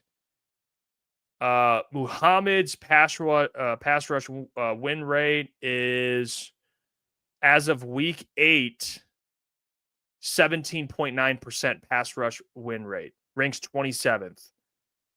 He had a 20.8 pass rush win rate, which ranked 11th going into week 6. So it's went down over the last couple of weeks. Jalen Phillips is right around the same number. So they're just basically saying more juice at edge, and Jalen Phillips can defend the run, yada, yada, yada. I don't know about this Jalen Phillips stuff. I don't know what the Dolphins are doing, quite frankly. I think they're a disaster of an organization. I mean, they fired their GM. But they kept Mike McDaniel. But they're saying that they want to see if players will continue to play for him. I don't know.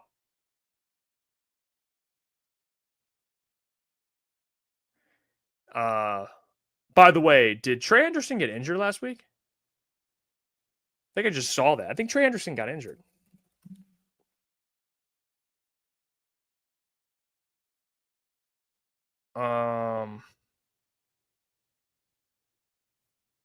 I don't know how that works. Trey Anderson went down with a hip injury against the Jets. So I don't know what that means, if I'm being honest. I don't know what that means. I don't know what the rules are for moving players if they're hurt. But he has a hip injury, which kind of could hurt him with teams wanting to trade for him. If you have an injury like that, I don't know how serious it is, but I just saw that actually when I was researching some of the edge stuff. So, yeah, we'll see. Ken Ross says, watching Phillips last night didn't impress me that much. Don't think he's enough of an upgrade worth trading for. It's fair, Ken. I mean, listen, I'm not pounding the table for Jalen Phillips either. I mean, I'm not going to sit here and pound the table for him. I didn't watch him last night, but that was a big topic last night. Is like watch for Jalen Phillips. What does he do last night? I mean, he did have a sack, but I didn't watch anything other than I don't know. I mean, he had his most tackles in a game, but I don't know. He has 3 sacks in 9 games. I mean, that's about. He's on pace for. He's on pace for like 5, 6 sacks.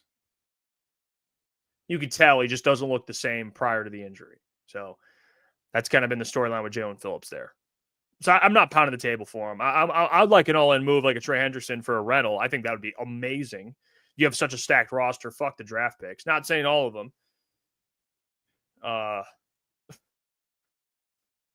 But yeah, screw the draft picks, man. I mean, it'd be 1 draft pick. 1. Steven says Phillips will be facing 0 double teams on our roster, though. But technically, is he facing it a ton over there in Miami? I mean, Bradley Chubb's over there.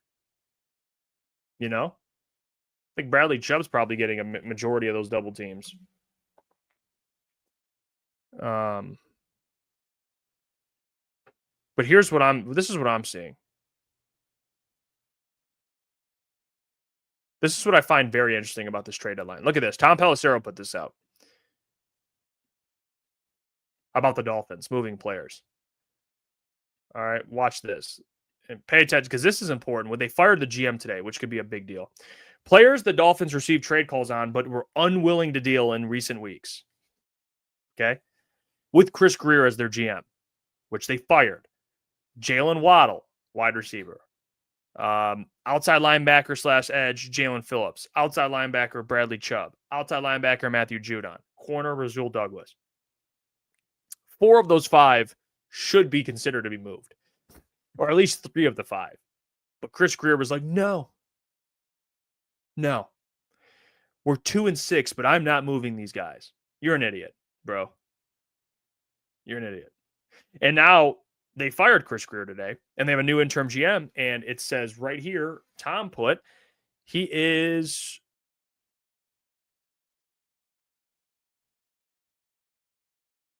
going to check back starting today. So these guys, I mean, I wouldn't even talk about Matthew Judon, which, I mean, he hasn't been good, if I'm being honest. I would just assume. I mean, he has 0 sacks and 6 tackles. He barely plays. I mean, he barely plays for the Dolphins, bro. He barely plays. I mean, I'd have to really look up, even when he does play, what does he look like? Because he's 33 years old. I mean, that's a good depth move. He's been bad, though, but I don't know. I'm just talking about a body at this point, guys. I'm not saying Matthew Judon's a savior. I just want a body. Okay? That's what I want. Detroit MMA. That's a good point, by the way. It's a fair point to bring up. AQM's win rate went down a bit because he lined up against Tristan Wirfs for the majority of the Chiefs game and still got some good pressures. You mean the Bucs game, that's a good point. That's a good point. That's going to affect your win rate, obviously. So it's good context there. Appreciate you bringing that one up because it's fair. I honestly completely missed that. I totally forgot to bring that up. He did face Tristan Wirfs, so hence why the win rate went down a little bit. Ken Ross says, out of those linebackers, which is your first choice? My first choice is Bradley Chubb. Now, realistically, that salary won't work. Bradley Chubb, let me show you guys. His salary's tough. I mean, at least from what I remember. Let me see if I've got this correct. He is, I mean, yeah, he's owed. I mean, he's set to make $19 million and $18 million over the next 2 years, and his cap hit's massive. I mean, it's massive. It's the next 2 years till 2028. He's an unrestricted free agent. He's 29. By the time of 2028, he'll be, it's 3 more years. He'll be like 30, 31 years old. And I love Bradley Chubb. I think he's the best player of the bunch, but realistically, it's probably not going to happen. I mean, he's been the best. He only has 4 sacks, but he would thrive next to Aiden. He had 11 sacks last year. But yeah, I don't think he's realistic. The next one I'd probably go out of that. It would be, I mean, Jalen Phillips, I guess. You take the risk, I guess. Stephen V, we aren't trading for anyone that's already on a multi-year contract. Correct. If we get someone, it'll most likely be a rental. Correct. Steven's absolutely right. If you trade for someone, it's not going to be a long-term committal. It's going to be like Za'Darius. It's going to be exactly like Za'Darius. It's going to be, it's essentially going to be a player on a one-year deal that won't cost a lot. I mean, that's what it's going to be. And guys, I'll tell you this right now. In my opinion, this game Sunday, because it's how it goes.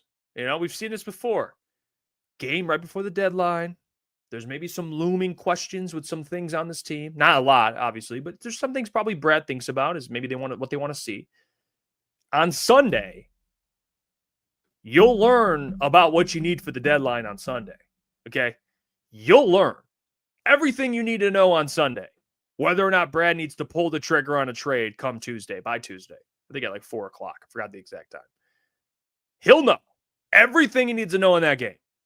Whether there's an injury, knock on wood, whether a certain position group that you already had concerns about underperforms, you'll learn what you need to learn. Okay.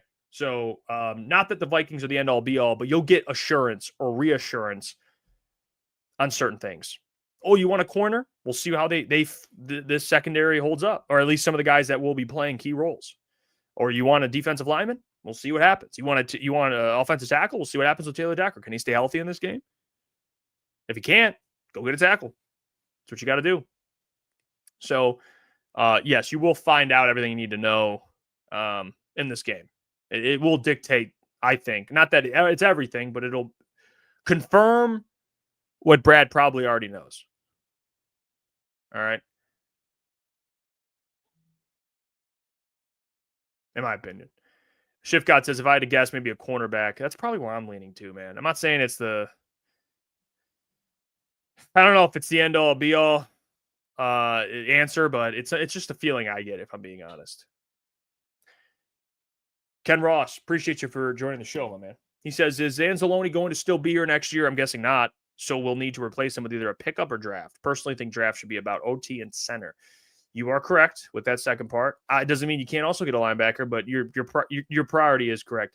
I don't know. Also, the question is Tate Ratledge going to please? Is he going to play center for you for the foreseeable future? Do they believe in that? We got to figure that out. But here's the thing I will say to that, Ken. Anzalone is not going to be here. He's going to get an extension, or not extension, excuse me, a long-term contract somewhere else. He's a good linebacker. This is his last chance to dip into the bucket and get paid. And the Lions cannot do that. Although he would love to stay here. So Anzo will not be here. They will most likely draft his replacement or sign a vet that can fill that role. But I got a feeling, Brad, where he's going to dip back into that linebacker crew. Like he did with Malcolm. He'll take one in the middle rounds. And then your draft is correct. You should prioritize tackle. You should prioritize linebacker. You should prioritize offensive guard or center, depending on what happens with Tate. Maybe Tate goes to center. Maybe you need another guard. Maybe they sign the guard. You don't want too much youth on that O-line. They'll figure it out. They still have Frazier, Miles Frazier. Is he going to replace Tate Ratledge at guard? I don't know. But yeah, you are. It's a good, great question though, Ken. Shift God, Minnesota wide receiver room could give us trouble. They will give you trouble. It just depends if JJ can handle the pressure. How does he overcome it? Does he still play well? Stephen V, do you think the plan is to re-sign Rodrigo for way cheaper as Anzo's replacement? Actually, Stephen, man, you guys are cooking tonight because I think that's very much in play. I think Rodrigo, I actually had this take before, Stephen. I don't know if you agree with me or not. I think there's some teams in the NFL where Rodrigo could start on. I believe that. I don't think he's I think he's a middle. I think he's an okay linebacker. Like, he's good enough to start. Does that make sense? He's not like, I'm not saying the guy's fringe Pro Bowl or anything, but I think he'd be good enough to start on some teams, like some bad teams. Like that's, so if he can continue to get better and maybe, be someone that could be a starter on this team, I don't think the Lions would be afraid of that. They like Rodrigo. He could tackle. He's not afraid of it. He disrupts some plays. He's gritty. He makes up for his lack of size with his effort. And I don't think it'd be a crazy thing if they drafted a linebacker and re-signed Malcolm for depth. And maybe Malcolm can go in, or if the linebackers that they drafted much better early, then he could just take the spot. But yeah, I think Malcolm would definitely be in play there.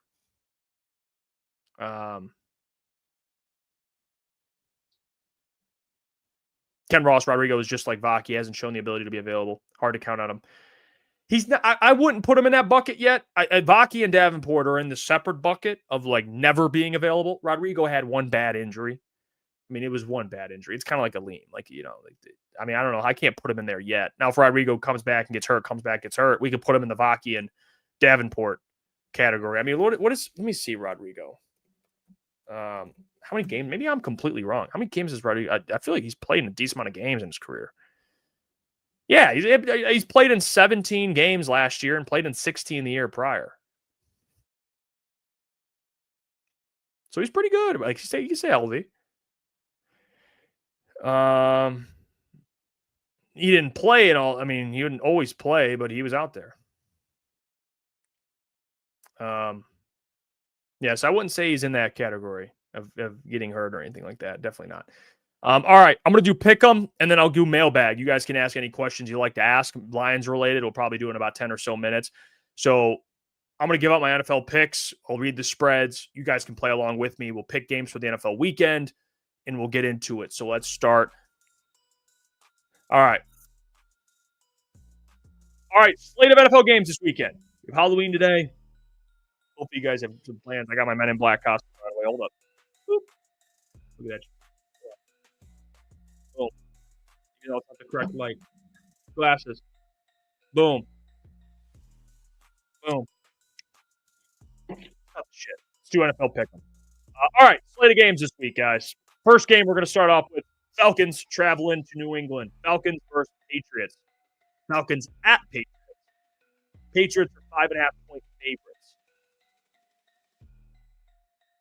What do you guys think? I'll tell you what. I'm going with the Patriots at home. They're playing good football. Great football. 5.5-point favorites. I'm not even going to hesitate. Drake May is so good. He's so good. I can't, honestly, I'm surprised. Not that they're good, but this good, record-wise. They have an easier schedule. I think they had a last place schedule, but yeah, they're winning some games. And Drake May looks really good, and the Falcons are too consistent for me, and they're on the road in New England. I mean, I'll take the touchdown. 5.5, I'll take that. If it was like 7.5, 8.5, something like that, I would probably go Falcons, but 5.5, give me the Patriots in this matchup at home against the Falcons. Next game, we have Texans welcoming in the Broncos. Texans are 1.5-point favorites at home. Why? What? This is weird. How are the Texans 1.5-point favorites? Oh, I think Surtain is that, actually.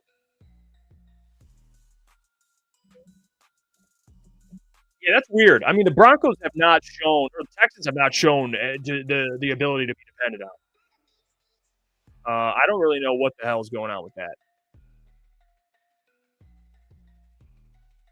So that one's a little weird. But let me see. Let me check the injury report here. Patrick Surtain's out. Let me see. Texans are the healthier team. Broncos have won 5 straight. Scored a shit ton of points, though, man. But this Texans defense has been really good, though. That's been the biggest storyline for them, man. Their defense. Yeah, I'm not gonna overthink this. I'm not gonna overthink this. I'm gonna take the Broncos. I know it's a tough defense, but 1.5-point favorites. That could go either way. I'm going to take the Broncos in that matchup, though. I wouldn't be mad. That's basically a pick 'em. I mean, I can see why. That's a tough matchup, but I'll take Sean Payton. Sean Payton's going to have a game plan for that defense. They might not score 30 like they have, but they'll hang in there. I see it. ETN Houston defense is so elite. They really are, man. I'm telling you, those two edge rushers, Neil Hunter and Will Anderson. Good luck with that shit. Chip God, Texans. He says PS2 out. ETN, if Nico plays, give me Houston low key. See Broncos. Yeah, I'm gonna go Broncos too, but if I'm be lying if I said I was confident in that one. Being real. All right.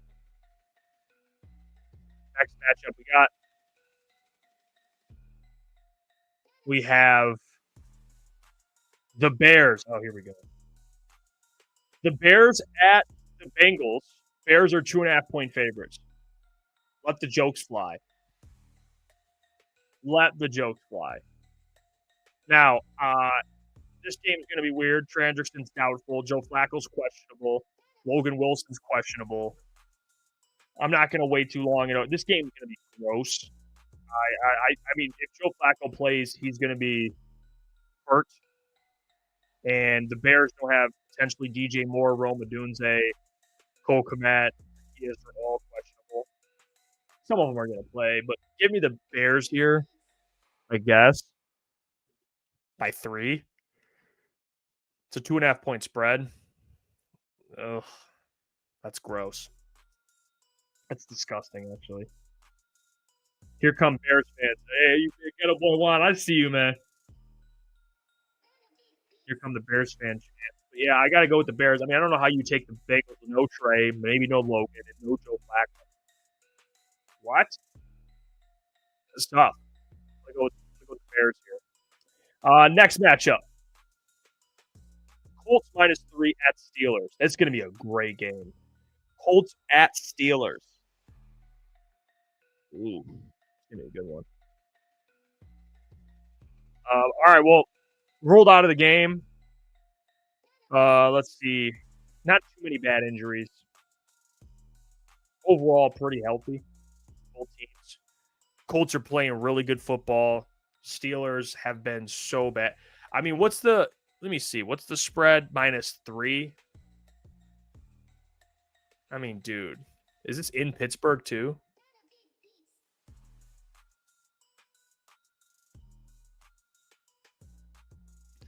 Yeah, you'd think, man, the Steelers, it's like you always hesitate picking against them, but they're so bad. You got to sometimes look at things for how they are.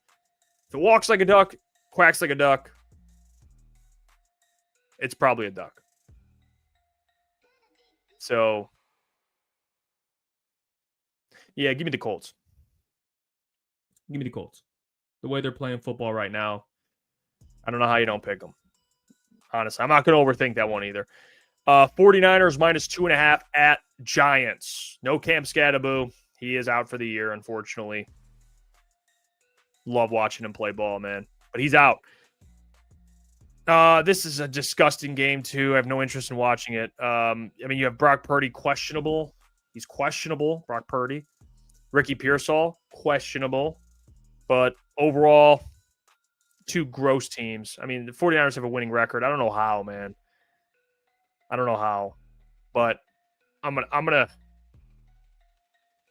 go ahead and take the 49ers here. I think no Cam Scatterboo. They're going to try and win it for him, but I think that affects their offense, man. Like, they don't have a great run game besides Cam. Tyrone Tracy's not that good. He's all right. But Christian McCaffrey, the 49ers need to get back in the win column here. Give me the 49ers coming off the loss. I'll take the 49ers. -2.5. They'll win by a field goal. Giants have been a great story, but 49ers need to win. Bad. All right, next game, we have the Saints at the Rams -14.5. 14.5? Wow. Let's see. I mean, yeah, Saints got some receivers on the injury report. I don't know, man. 14.5. Holy shit. That's a massive spread. Tyler Shuck, Booner, and Lucas's boy. Is Puka back, Etienne?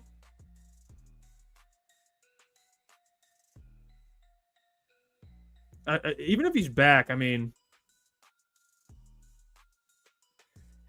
it could be one of those games to what you just said, Etienne. It probably where they do kind of sleepwalk through this, but 14.5. I wish it was 13.5. Fuck it, man. Give me the Rams. I don't know. I don't know if I love that one, but I'm going with the big spread. Buddy, gonna be a blowout. Etienne says Verse and Byron Young gonna terrorize Shuck. Yeah, they will for sure. They will, and I think it's his second career. He didn't start his first career start, maybe actually. So, yeah, give me the Rams. I don't know. I hate that spread though. Jags minus 2.5 at Raiders.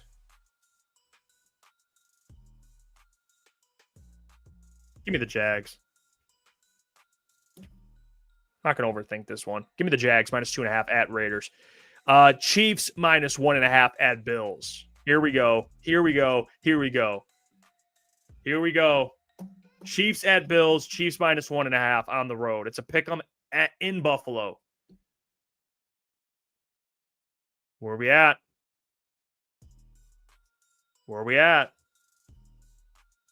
I don't know. I wish Boone was here. Because I think the Chiefs are a good team. This game is massive for them. Not that, they give a shit, quite frankly, what I think. But for my opinion, putting them in the power rankings. If they can beat the Bills, I think that's a good win. The Bills need they need wide receiver help at the deadline, for sure. They should trade for like a Chris Olave or something. But I'm gonna take the Chiefs in this one. I think it'll be a great game. But the Bills have their own issues too, man. Yeah, they have their own issues. Buffalo does. They played close games where they shouldn't have played close games. And their defense isn't as good as it used to be. You guys are right. So I'll take the Chiefs in this game. I think they get a win, and Booner's happy because I then insert them back into a top 5 team. Seahawks minus 3 at Washington. Jane Daniels back. I think Jane Daniels, if he's back, I think they can win this game.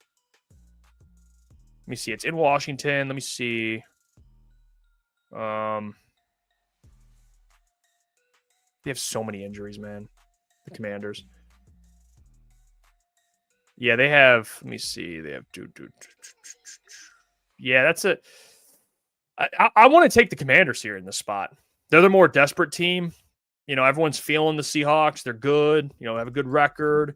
And I think that's the perfect time for people to sneak up on them. So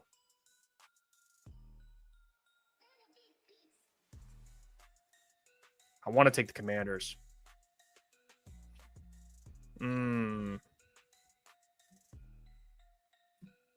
Yeah, you know what? Fuck it. Give me the Commanders. ESPN Power Rankings has the Chiefs at 6. I did not know that.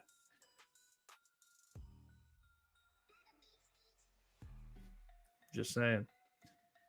Yeah, I don't know this Commander.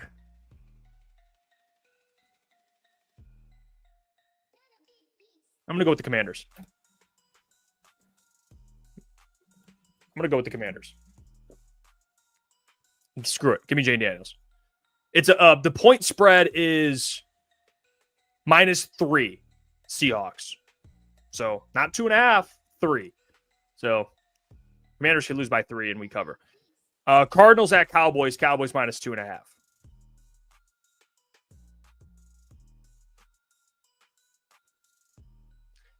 I don't know. This Cardinals team has been weird too. I'm going to go Cowboys. I'm going to go Cowboys here. -2.5. I'll take them to cover that spread. I'm not going to overthink that one too much. Yeah. Keep it there. All right. There's Pick'em. Thanks for playing along with me, fellas. We got about 10 minutes left. We can get to mailbag. You guys can answer any or ask any questions you may have. We'll talk about it. After this, I need to take this shit off because I feel like Stephen A. Smith, where he has like half a suit on and he's wearing like sweatpants. I'm actually wearing sweatpants. I don't have a full suit on, so there's no way I was putting a full suit on to do this show. So I just have the coat, a dress shirt, tie, and I'm wearing sweats. So that's how this is going. You know, I'm ready to take this shit off. All right, that's what I'm ready for. That's what I'm ready for. I don't even think this tie. This literally, I ordered this. I mean, we got this fake tie. It's not even a real tie. I couldn't find my tie. I don't even think this dress shirt buttons, actually. All right. It's been a rough summer.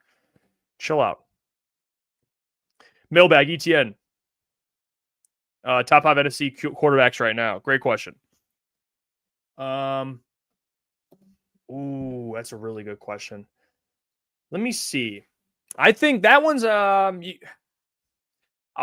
Going off this year, and I know people are probably either going to hate that I say this or love that I say this, but in the NFC, the number one quarterback to me, Matthew Stafford. He's been the number one quarterback in the NFC, in my opinion. Number 2, playing right now, I'm going to go with Dak Prescott. Dak Prescott has been the second best quarterback in the NFC. Matthew and Dak. I just think Dak's played really well. I know he hasn't played well lately, but overall, he just threw 2 picks, but think about the 4-game stretch before that, guys. 3 passing touchdowns, 4 passing touchdowns, 3 passing touchdowns, 3 passing touchdowns. He's carrying the Cowboys. So, and then I'll put Baker there in that 3rd spot. And then I'll go Jared Goff and then Jalen Hurts. My top 5. And honestly, the order I'm not as fighting about, but shift God. Jeff ain't slick. He finna play Stefanski. Finna play in Shedeur next game. Don't worry, I'm already on it. I'm already on it, Shift. You know me. You know how we work. Gotta fit the gotta make sure my narratives work out. Josh K, you're doing a great job, Jeff. You should be proud of what you've built. Keep up the great work. Go Lions. Josh, that means everything to me, my man. The support's been amazing. I mean, we're creeping up to 16,000. You know, we're creeping. We got to keep pushing. You guys have been awesome. Supporting us. Wouldn't be able to do it without you. So I'll tell you that. Very, very blessed. Buddy says, you were dressed up, Jeff. Take your girlfriend out. Well, not in this. I mean, I'm literally I got sweats on. So we got to figure that out. Maybe not the Men in Black name tag either when we do go out. So I got to figure all that out. I would look like security as of right now. You know what? I would look like security. I mean, I got this. But I do like putting on a suit, though. Stephen V, mailbag. Does J-Mo get 100 yards Sunday? I put a bill on it. Oh, put a bill on it. Stephen V, plus 700? Woo. I'm going to say no. And I hate to say that because you have money on it. And you have a lot of money. So I'd be very happy. I'll think of you. All right. When he does hit 100. But the reason why I would say no is because I think they have one player get 100. It'll be Amon-Ra St. Brown.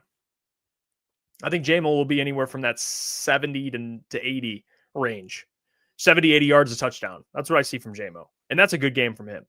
But yeah, I don't know about 100, but if he does, would I be surprised? No. The secondary for the Vikings stinks. So I think that's a crazy bet. Or crazy odds, crazy odds for that bet. Yeah, I think plus 700 is kind of crazy for him to get 100. I wouldn't be. You can get it in 2 catches. So I like it, Stephen V. You put a bill on it, though. I mean, hey, gamble responsibly. Buddy says, what time you guys on Sunday? So, Buddy, we'll be live as soon as the game starts, 1 o'clock. We'll probably a little before that. I'd say about 12:45. We'll do the watch party, talk a little pregame.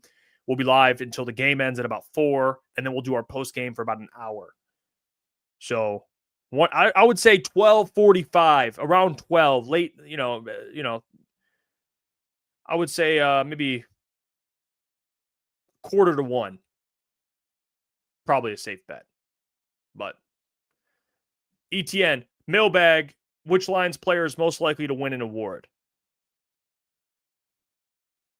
Aiden Hutchinson. Or Penei Sewell. I think those are the 2. Protector of the Year award, come on. It's a thing. And Penei Sewell could be a contender for it.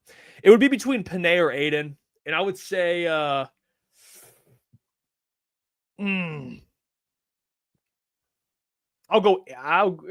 shit.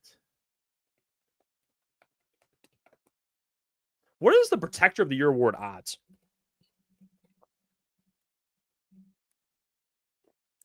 Let me see. I'll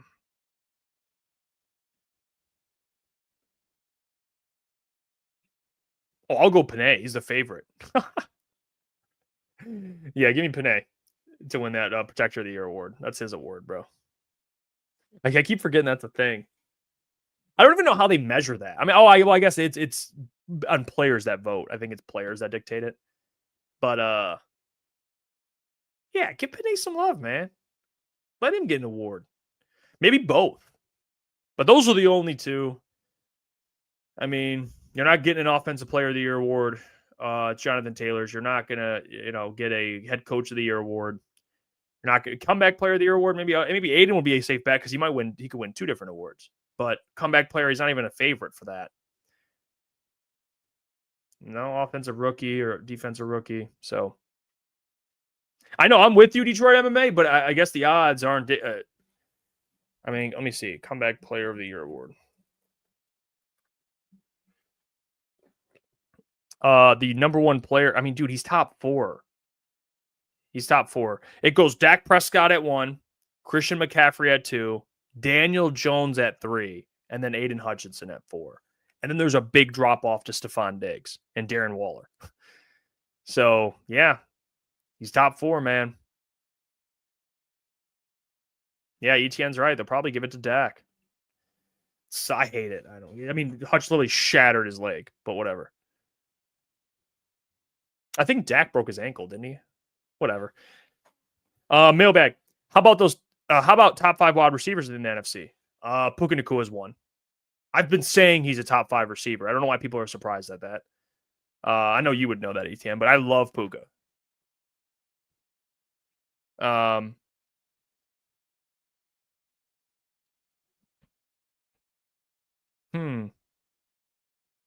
This is the thing with that too. Let me see. So right now in the NFL, it's Jackson Smith-Njigba or Puka.